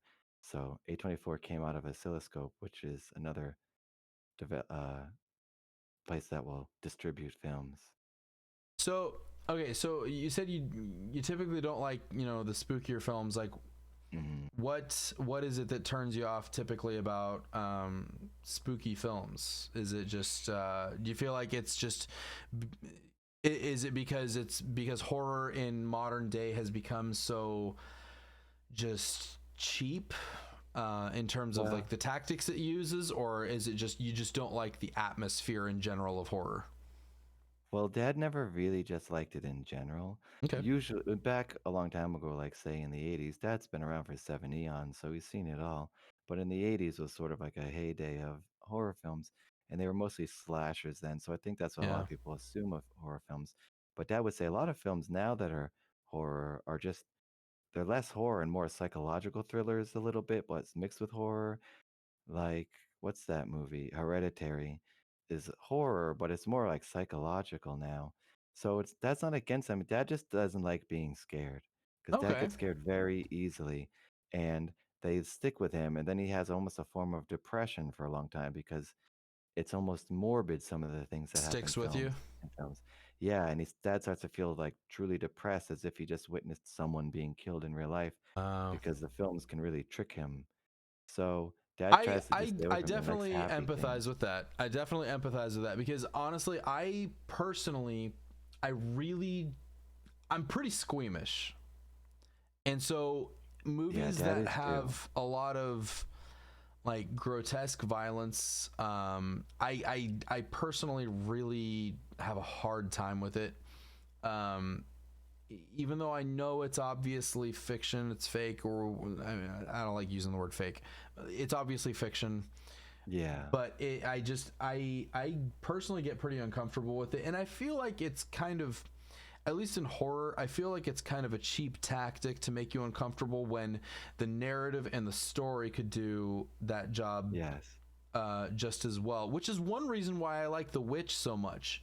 The Witch is super good because at the end of the day, most people will actually tell you it's not really a horror, but it is scary. And what makes it scary is this constant state of dread that it has, because for horror, for me, for horror to be truly scary, you have to be invested in the characters, you have to be invested in the story, you have to care. And if there's no stakes, there's nothing to be afraid of. Yes, true. You have to believe that the characters. Well, you have to believe the universe that they've created. You could believe something fantastic like these blobs that all live together and they live in a shoe. Like it sounds insane, like a cartoon.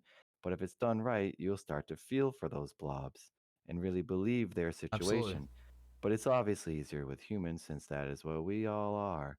So if you are, say, watching a movie where you believe in the acting and it's really great and the writing is sounds like natural conversation, it's easier to dupe the audience and then scare them because you feel concerned for those humans you're now watching. Dad will mention it again, but that movie, The Killing of a Sacred Deer, is a good example. Like Stanley Kubrick did a good job of this too, obviously, like The Shining, like in other movies. That's like a classic. But But the killing of sacred deer, one thing that made Dad uncomfortable was it was the dialogue and the way the humans spoke to each other was just strange. It was clearly written to be almost robotic, but not so much where you're like, this just feels uncomfortable and you don't trust it. And the boy in that film is such a good actor. Like he just seems truly insane and isn't aware of his insanity. It's great. You have to watch it. I definitely will. It makes you uncomfortable. And honestly, like somebody like yourself, the best YouTuber in all the universes, like if something comes with from the recommendation of you, I definitely take it seriously. So I definitely want to I definitely do want to check it out, which is why I was taking notes there actually. Yeah. Well, the best movie Dad's ever seen is Film 1, and it plays at movie theater in Town USA every day. Film 1. Yes. Is that something that's available outside of Town USA? No, it's a Town USA exclusive. It's the first film in Town USA. And I'll have to check out Flights to Town USA sometime. Oh, you gotta come here. It's only $1. It's only $1? Yeah. Well, shoot, I'm on my way. But the tickets are only available for 1 second a day, and you gotta be there in the right second. I'll have to do my homework and maybe I'll set up like a macro. Just book the flight as soon as it's available. Do it. If you are interested, so NightDocs has a horror film that he wants to make, and I'm actually thinking I'll make it in about a year. We'll see. That's another, we were talking about how growing your audience size and all that, like it's not for like its own self, like vanity and all that stuff. It's just, it opens up more opportunities for you to do bigger and better things. And you may remember Nexpo and NightDocs and Mama Max and Nefarious TV, we all got together and made a kind of a cinematic adaptation of Ben Drowns Again. Yes, Dad watched it and it was spooky. It was pretty spooky, and it was a lot of hard work, but what was really cool about that project is it showed us, all of us that were involved, that we can do this kind of stuff. And I started working on an adaptation. Well, not really an adaptation. It's really a new story where I'm working on a script to do a short film. Like, honestly, like the scope that I'm thinking of, it honestly ended up probably being almost feature length. I'm working on a script for something called The Slender Man, where it's not like anything you've really seen that's out there right now. It's more like Slender Man is more the backdrop to the real story, going back to what we were talking about, how you don't really care or really get invested in a horror film unless you really care about the characters and you can establish stakes. And really what this is it's a story about a woman who is kind of a fictionalized version of, you may remember there was a documentary that came out a while back about a couple of girls that, I mean, it sucks to talk about, but like a group of girls, they stabbed their friend trying to prove that Slender Man was real. It's an HBO documentary, and I actually, truth be told, I haven't actually watched the whole thing, but and so I don't know a whole lot about the actual case itself. I just know I'm just aware that there was a case where a couple of kids, they did some harm to a school friend, based off of, well, at least they blanketed it in their reasoning on the Slender Man mythology anyway, of why they did it. The true motivations we may not know, I don't know, but anyway, what I pictured in my mind was like, what about these girls' lives when they're adults? And I pictured, a woman who grew up knowing that Slender Man was a fictional thing. It was based on the internet, and they live in a world just like it's our world, where they know Slender Man is a fictional mythology created on the internet. But there's this woman who thinks that Slender Man has been real, and she's been going through therapy and going through all this stuff, trying to come to grips with real reality that he was never real in the first place. And meanwhile, she's had a child along this time, and that child has been taken away by the state. And the whole movie that I have in my mind is this woman's journey, trying to cope with these mental health issues, trying to get her daughter back. And I've got an outline for the plot of basically the whole movie. I just got to fill in the blanks and basically write out the dialogue anyway. But like all I've got right now is kind of a vertical slice right now of the final scene. But I mean, would Dad like to hear?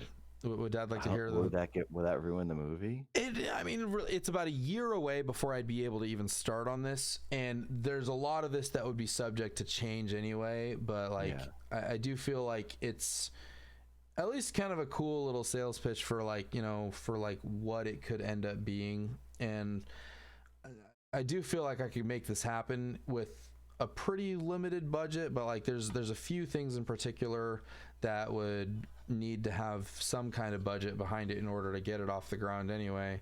But I mean, right now there's pretty few people watching anyway and anything. It'd just be kind of cool. Yeah, to like 71 people can hear the sneak peek. Yeah. So, Okay. Tell you what, I'm gonna drag this over here. Did you ever hear, or did anyone in the chat ever hear the story about there was a Japanese tale? I guess it was a creepypasta. It's a Japanese tale about some man that sees you from the woods, and there's like a clicking sound, or I can't remember what it is. I'm doing a bad job of describing it now. No one's not gonna know what it is. But there was something like they had to like hide the girl and tape her, like tape. You're like not the talking about the windows Whistler, closed. are you? I don't know. It was called something. It was like was it Zos? No, it's not Zoso, is it? Or Zozo? Maybe that's not it. That's a popular thing. Possibly. They had to like, the girl had to like be in a room, and they had to close the windows, lock the door, and the grandfather had to guard the door. And then the grandfather said, no matter what you do not let anyone in, no matter who it is, for like 24 hours to 12 hours.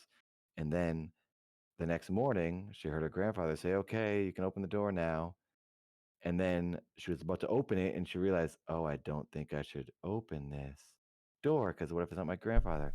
I forget what it was called, but it's really scary. Dad read that. It was one of the only creepypastas he ever read, and it actually scared him so bad because he forgot it was a creepypasta. Wow. Because the way they wrote it was just it seemed like this was a thing. There's a guy in the woods. This guy was following these kids. Yes, it was an 8-foot tall woman. Owana. That's it. If you find if you can remember to like, if you end up I can't even say the words. Oh, it scares Dad so much. Oh my gosh, that's it. What was it? Cervix. Yes. I don't want to look at the screen. I can't. It's okay. Hold on. I have such an association with how many goosebumps and how scared I was when I read that story, that when I see the word poi poi poi, that creepypasta works. If any of At you least guys it worked can on think of Dad. the title Dad's of a it child or now. whatever, just let me know, because I'd like to read it. Honestly, I'd love to check it out sometime. Because No, you don't. I mean, Don't here's the do thing it. for me, like, read it at horrors noon outside under the sun. Like, for me, it's like riding a roller coaster. Like, I like the thrill of being scared. Like, A I roller don't coaster while they throw knives at your brain. I don't like actually being scared. Like, I feel like I am personally in danger or whatever. Like, no, I don't think anybody really likes the feeling of that, but I do like the thrill. That's what Dad likes, actually, for a thrill. Dad likes climbing buildings and dangerous things. But spooky things, the psychological, Dad is a weak mind, it seems, because things scare him easily.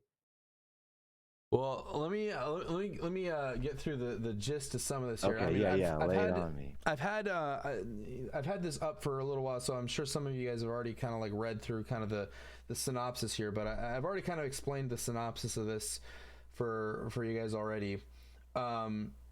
So I've actually got a few people like cast in my mind to play specific parts.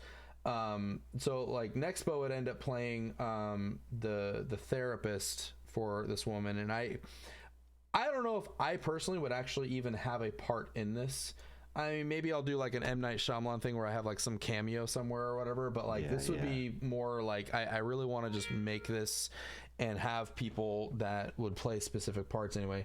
But anyway, the story up to this point has been scenes of coping as an adult, reconciling that Slender Man has always been a delusion of her very sick mind, influenced reading too much into creepy internet posts. It was a fictional internet story, nothing more. Years of counseling and therapy, medication, journal writing. She, as an adult in her 20s with a young daughter, has finally come to grips with the fact that it was all in her imagination. Nothing ever happened to her. She's working towards getting her daughter Mia back, who was taken by the state due to a judge's orders based on her mental instability.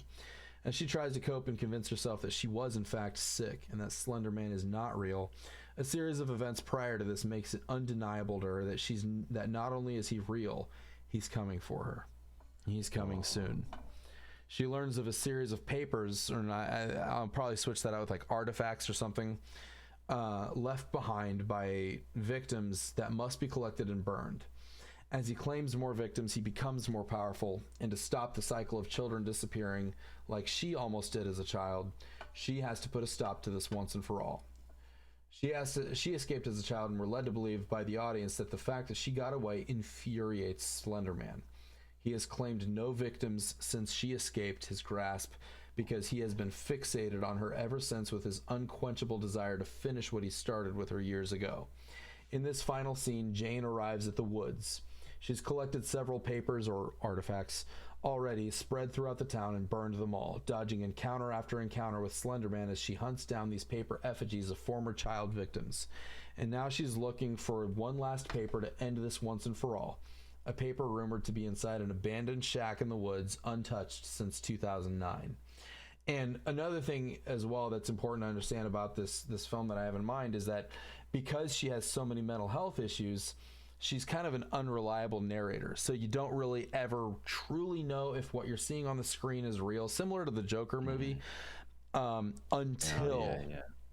until this final scene, at least the way I'm envisioning it right now. So she gets to the woods. Jane trudges through the woods, branches crack, and she abruptly looks in the direction that it came from. A very brief fraction of a second glimpse of Slender Man's arm as he darts behind a tree, similar to the cornfield alien in Signs, if you ever saw that movie. I loved Signs. A lot of people make fun of that movie, but I loved it. I love it. I think it's brilliant. And that scene that I'm talking about in particular, where he's in the cornfield and you see that leg that just kind of you briefly see, and then it just retreats into the corn. Yeah. Like that scares the crap out of me every time. The scariest part of that movie for Dad was when they're watching on the TV and you're seeing like news footage. Yep, the Brazil people scene. Filming. Yep. Yeah, when the person, the alien just walks by the window, the way it walks, and I don't know if this is correct, but I think they tried to like mimic the way the Bigfoot footage was of that Bigfoot. Yeah. Possibly. Maybe that's not right. But the way I it know walks exactly by what you're is talking so about. Yeah. creepy. Every time I bring up that movie, that's the scene. Like that's the scene everybody brings up as the one that scared them the most. And I feel like that one and the cornfield one is the one that scared me the most in that movie. But anyway, so Jane is in the woods and she catches a brief glimpse of Slender Man. He darts behind the tree as soon as she sees him. And so, like, you know, as I'm reading this, like, keep in mind, I've never written a script before this right now, so my formatting is probably off or whatever, but I'm probably doing all sorts of stuff wrong. Oh, is it just a doc? Okay. It's just a Word doc, whatever. I just wrote it out. Camera cuts to behind her as she's backing up. Her cell phone rings loudly as she gasps in terror and fear that Slender Man can hear her and locate her. Shit, she says. Jane frantically reaches for her phone to silence it. PG-13. Yeah, sorry. I know Dad isn't a big fan of adult language. I'll try and censor it a little bit. No, let loose. It's your 50K celebration. Jane frantically reaches for her phone to silence it. We briefly see that the caller is Dr. Walker, played by an expo, in my mind. She declines the call and starts running. Intense chase music. She runs behind a large tree and sits at its base, panting from running while she tries to control her breath so she doesn't make any noise. She glances around for any sign of her pursuer. She turns her flashlight off. Camera slowly fades in as the sound of her breathing becomes more heavily reverbed and present as the ambient sound of the woods fades. She looks forward in fearful surprise as she sees the shack where the final paper is located that can end all of this. Hard cut to a dolly zoom of the shack in the distance. She's less than a football field away from ending this whole nightmare. An abrupt but soft footfall on leaves behind her as the picture briefly glitches to static. If you ever played like the free little Slender Man game out there where you retrieve all the final papers or whatever, this is intended to be basically kind of like almost a fan service or whatever, but like kind of a recreation of it. But this takes a few turns that's not really in line with Slender Man lore as it is right now. So like it just bear that in mind moving forward here. An abrupt but never mind. So it glitches to static. Excuse me. An abrupt but soft footfall on leaves behind her as the picture briefly glitches to static. He's found her.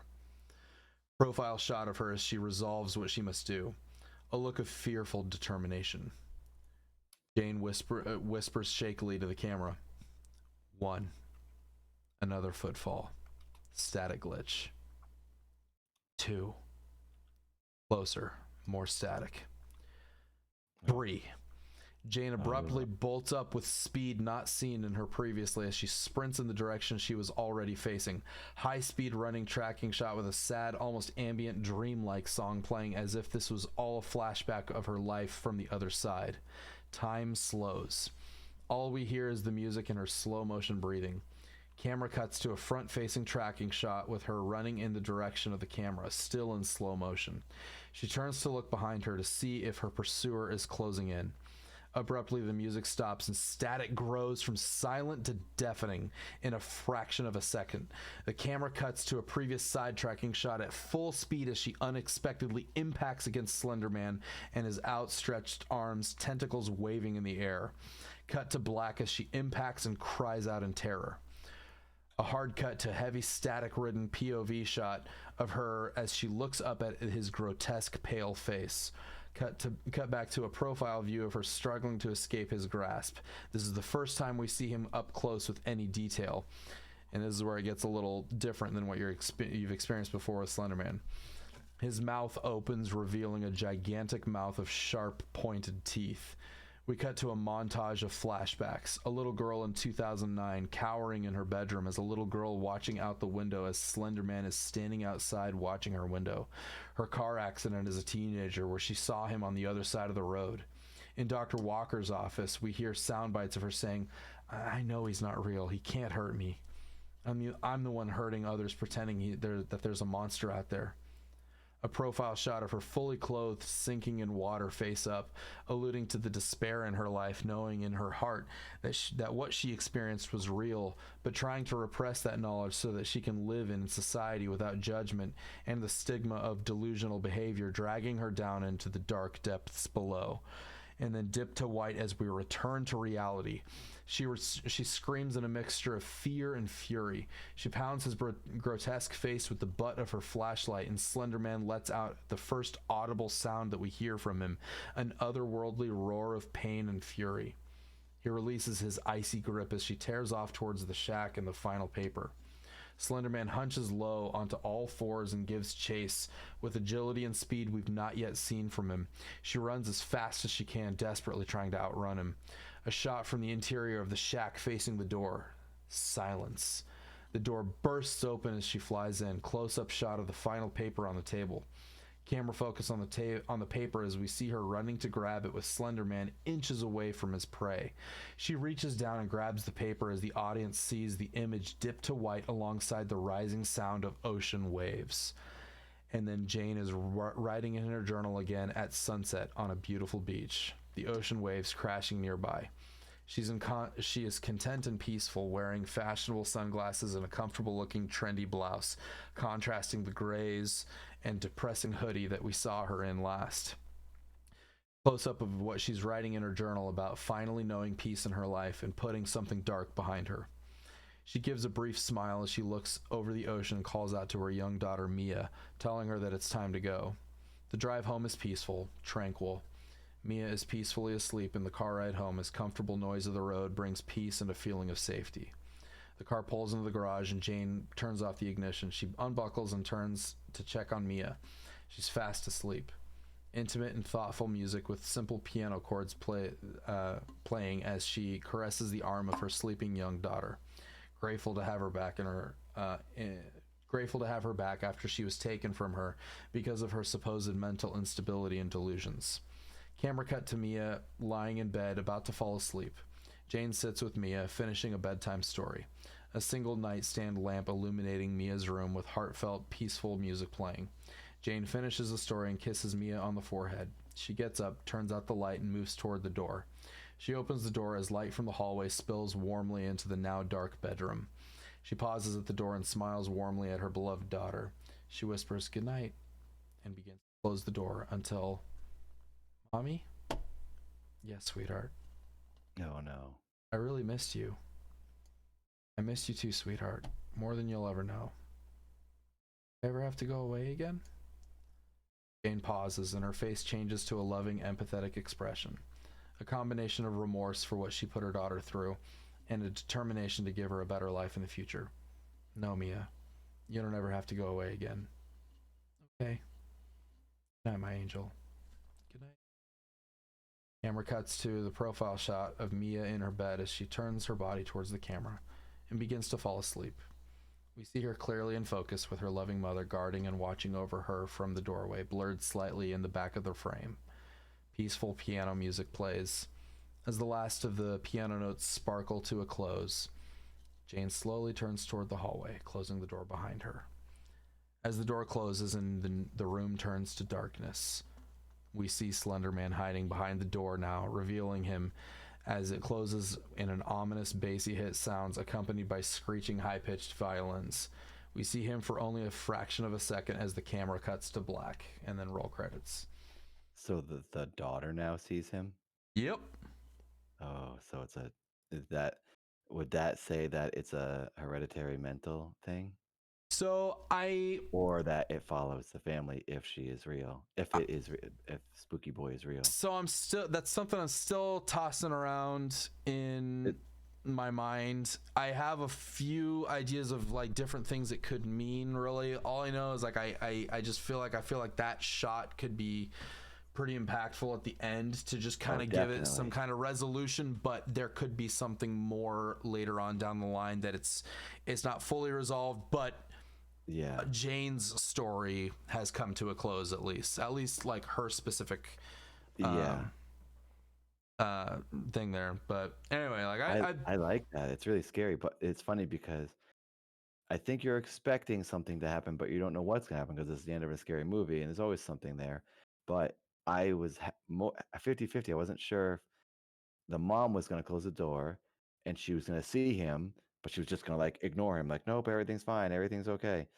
But it was more of a surprise, I think, when the daughter saw him. So it's like, oh, that's cool. And who knows? I'd like to make it, but like, it'd be at least a year or so before I could really even start on something like this. It's just like I've never really written like a film script before. This is just something I was just thinking about, like after we did the Ben Drowns Again thing, and I was like, man, like what else could we do? And I'd been thinking for a while. I was like, you know what, Slender Man is one of those things that like it's kind of the OG of like internet creepy pasta horror stuff, and I've never really felt like it's ever been given justice. And even with this is not a story about Slender Man. This is a story about a woman trying to get her daughter back while trying to deal with her own mental health issues. It's a story about a family, and it's designed to be that like you care about these people.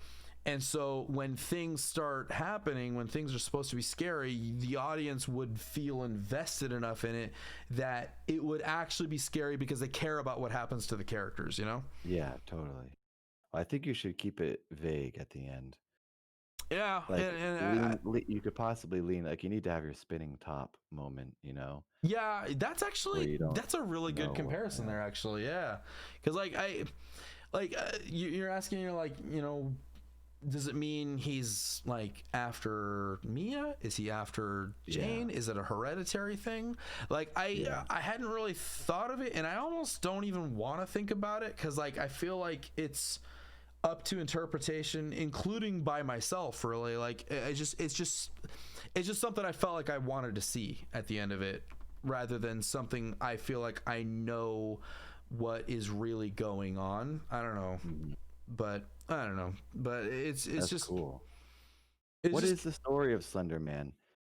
Is it's not like one story. There's like it's just different people have told different stories about it. So Slender Man it was originally paying created people? on the Something Awful forums by a guy named Eric Knudsen, and it was just kind of a spooky story that he took, and then it was picked up by a group called the Marble Hornets, and they have a YouTube channel, and they did a pretty long running series on the Slender Man that ran for years, and it got pretty in depth. This, and I'll be honest, I am not personally super well informed and invested in the real Slenderman lore and all that, and this was written independent of all of that. It's more like I was kind of repurposing a character that people are kind of familiar with, because I felt like it served a purpose where, like, it's supposed to take place in our world, not in a world where Slenderman is real. It's supposed to take place in a world where it's assumed he's a internet created myth, you know, where and when you have a character like Jane who's suffering from these mental delusions and things like that, and you have this unreliable narrator, you operate under the assumption that it's, of course it's not real, but things as they happen throughout the movie, which I'll save the rest of the stuff that I've got outlined on that for later, I guess, that you don't really know if what you're seeing is real or not, you know, and including up to that final scene, actually, because it's going to be like you have every reason to believe that the character is experiencing what you are seeing on the screen, but there's always going to be a shred of doubt because of the instability of the main character, which like I really the draw a internet. lot of inspiration from, like the Joker movie on that. Yeah, that movie was great. It's like the spooky internet version of A Beautiful Mind. I love Did you that watch movie. I loved that That's a movie. good one. It's been That was too long good since I've because watched it was it. very real. It's not, it's a scary thing to have happen to you, but it's not a scary movie. So if you took just the concept of someone like believing something that's just not real, but you truly believe it, is like maddening and like claustrophobic inducing in a way. Absolutely. You can't escape what you think, and you just, it's like, how do you know? The mind is so fragile and weak. Like you can't know what's real sometimes. Absolutely. And then it's even scary to think like even what we know is real could maybe not be real, because perception is like not a fact, you know?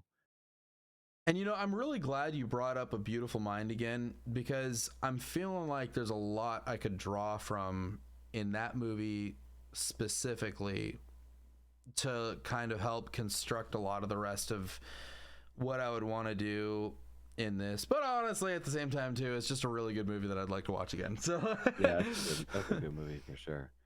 I like that movie. Yeah, Russell Crowe's got like, man, he's got some good chops, man. Unless You he's ever singing.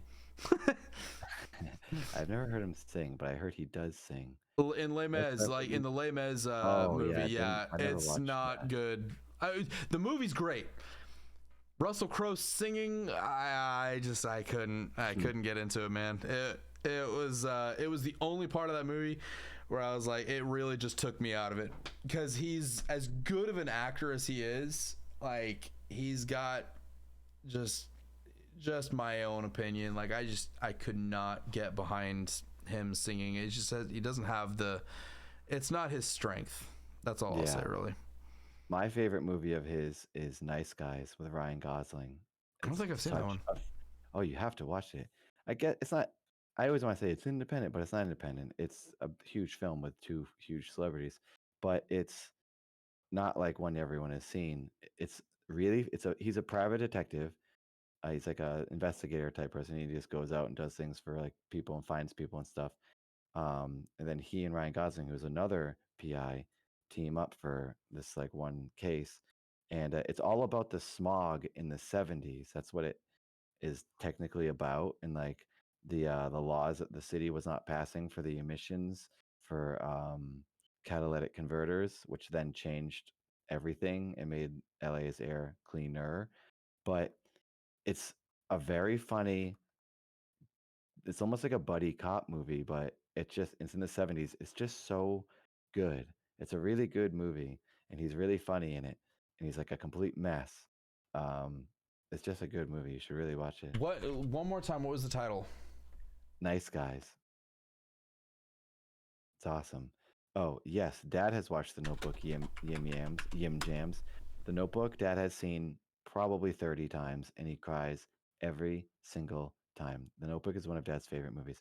Ryan Gosling is an amazing actor. Dad, it's funny because Dad likes most movies with him, but it's not supposed to. It's not like he likes movies just with Ryan Gosling. He just makes really good choices for films, and he's a good actor. So Brian, what Notebook is like? It's like it gets that rap of like it's just a cliche cheesy movie, which it is, and it follows a very traditional beat and story. It's based on a short story, I think, but it's almost like too on the nose on how you write a story about two characters, and it's just, but it's really good. That sounds I really like cool. it. Yeah. And like, you know what's funny is like everybody's got all these movie recommendations for me, and like I've got such a giant list of movies that I know I need to check out and all that. And what's crazy is like all of the things that I was into, like video games and film and movies and different TV shows and things like that. Like I started my YouTube channel in like October, and I, from the moment I rebranded as NightDocs, I don't think I've actually been able to just sit down, fully relax, and really enjoy like a video game or a movie or anything like that. Because every time I try and sit down and do that kind of stuff, I just get super anxious. I'm like, oh my gosh, there's so much I want to do. Like, I gotta get stuff done. Dad is. Yeah, Dad loves watching movies, and one year Dad watched, I think it was like 400 movies in one year. It was more than there were days in the year. Because Dad loves movies, but it's not that easy anymore because Dad doesn't even actually sleep anymore, and it's been a year and a half since Dad has had like an actual 12 hours off. So I understand. What would you say is Dad's greatest inspiration? Like, if there's a single director or cinematographer that you draw the most inspiration from. Oh boy, it's most maybe not necessarily who you look up to the most, but who you find yourself emulating the most.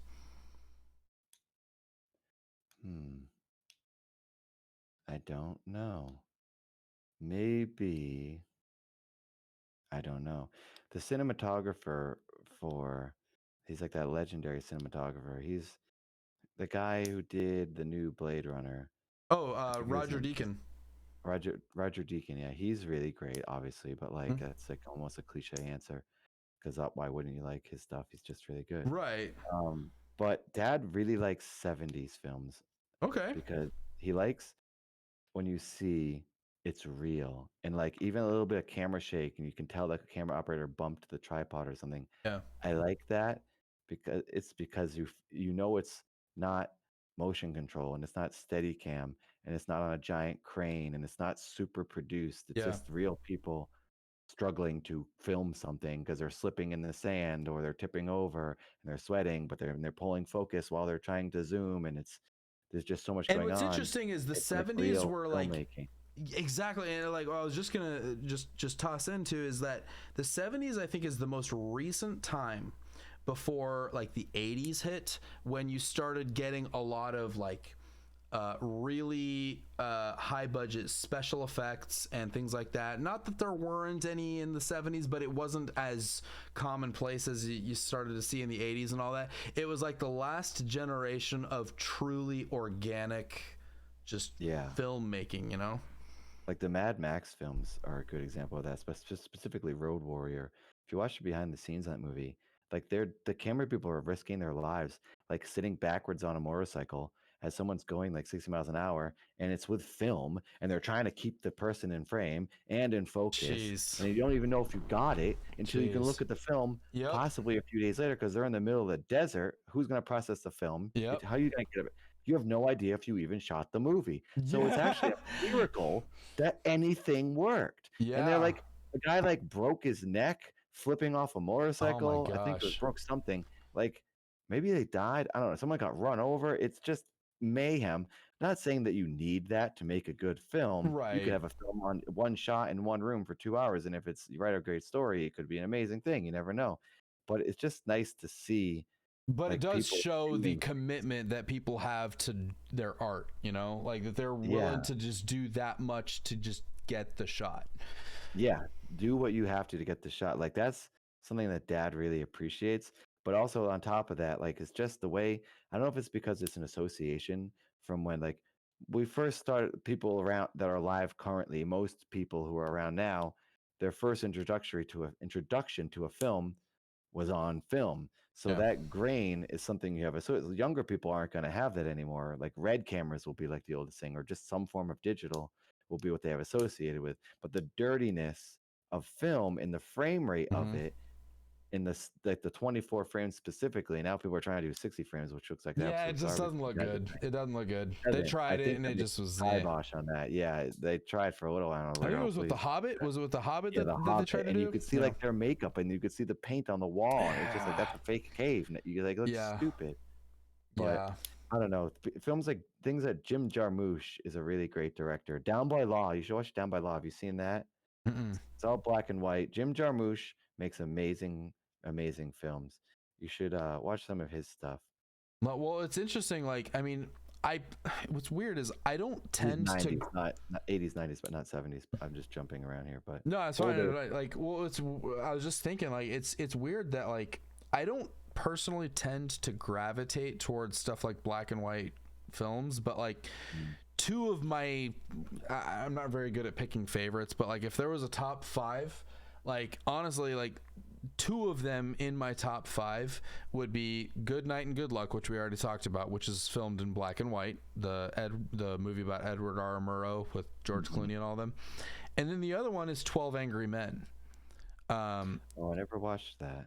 It is a classic for a reason and very widely regarded. It's the entire movie is shot inside a juror's room.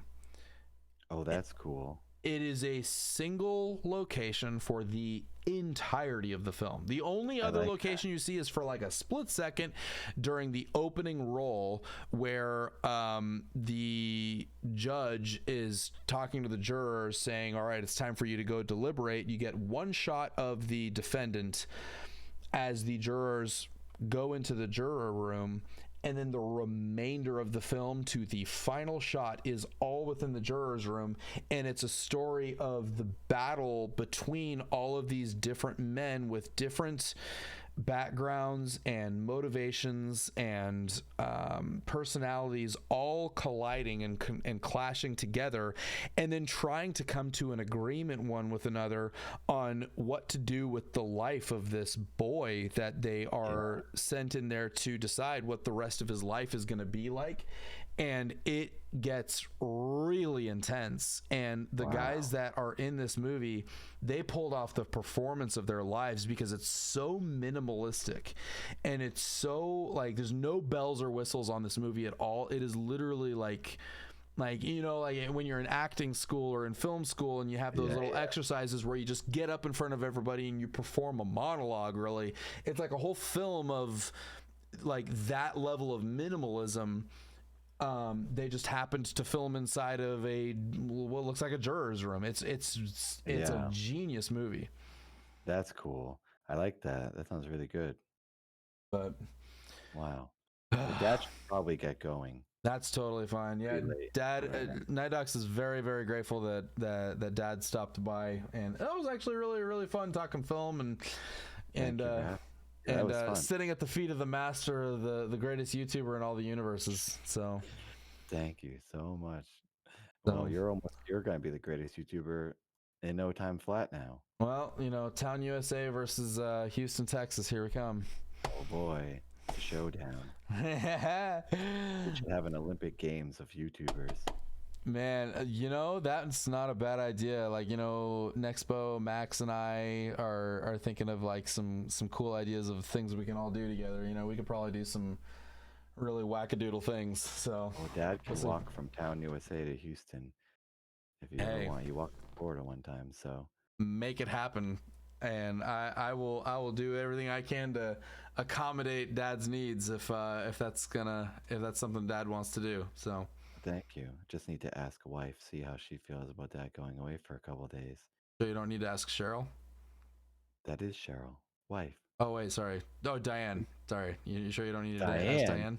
Oh, that's not Dad's wife. That's just Mom's friend. That's just his friend. Why would you bring her up? Yeah. Well, I mean, I figure Diane's a good friend, right? And you care about her. I barely knows her. Barely? Okay, yeah. If I wanted to buy some of Diane's perfume, where would I get Diane's perfume? Store. Yeah. But I wouldn't know. Honestly, I'm just guessing. I don't sniff the samples every day on the way home from work. Has Dad ever snuck a whiff and maybe sprayed some on his pillow at night? No. We should stop torturing Dad and let Dad go recharge or whatever he has to do. Go stand in the closet and wait for tomorrow now. All right. Well, thank you, Dad. Thank you, NightDocs. Good seeing you. Yeah. All right. Thank you, Dad. We'll talk to you next time. All right. Goodbye, humans. Bye. Well, that was fun. Glad Dad could join us here. Well, I'll tell you what, it's about 4:30 in the morning. I knew this would probably go on for a little while. I wasn't really sure how long it would go, but you know what? It was fun. It was fun. I will probably end up calling this a night here. But let me just check here. So I do want to kind of see where we're at here. Okay, so let me check this really quick here. Let me just go ahead and do a quick transition over here so that you're not just looking at an empty desktop here.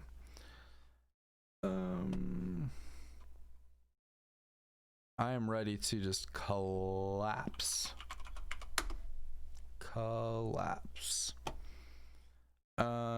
Okay, so if I go to here, I don't even remember where I was at the beginning of this stream, but currently we're at 49,679, which is really cool.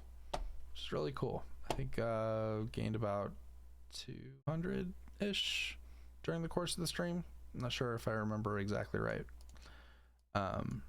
what we started off at, but either way, everybody that's still tuned in, I'm just thoroughly humbled and grateful that you guys are with me and that you guys have been supporting this dude who is just trying to do something he really believes in, and I hope you believe in it too.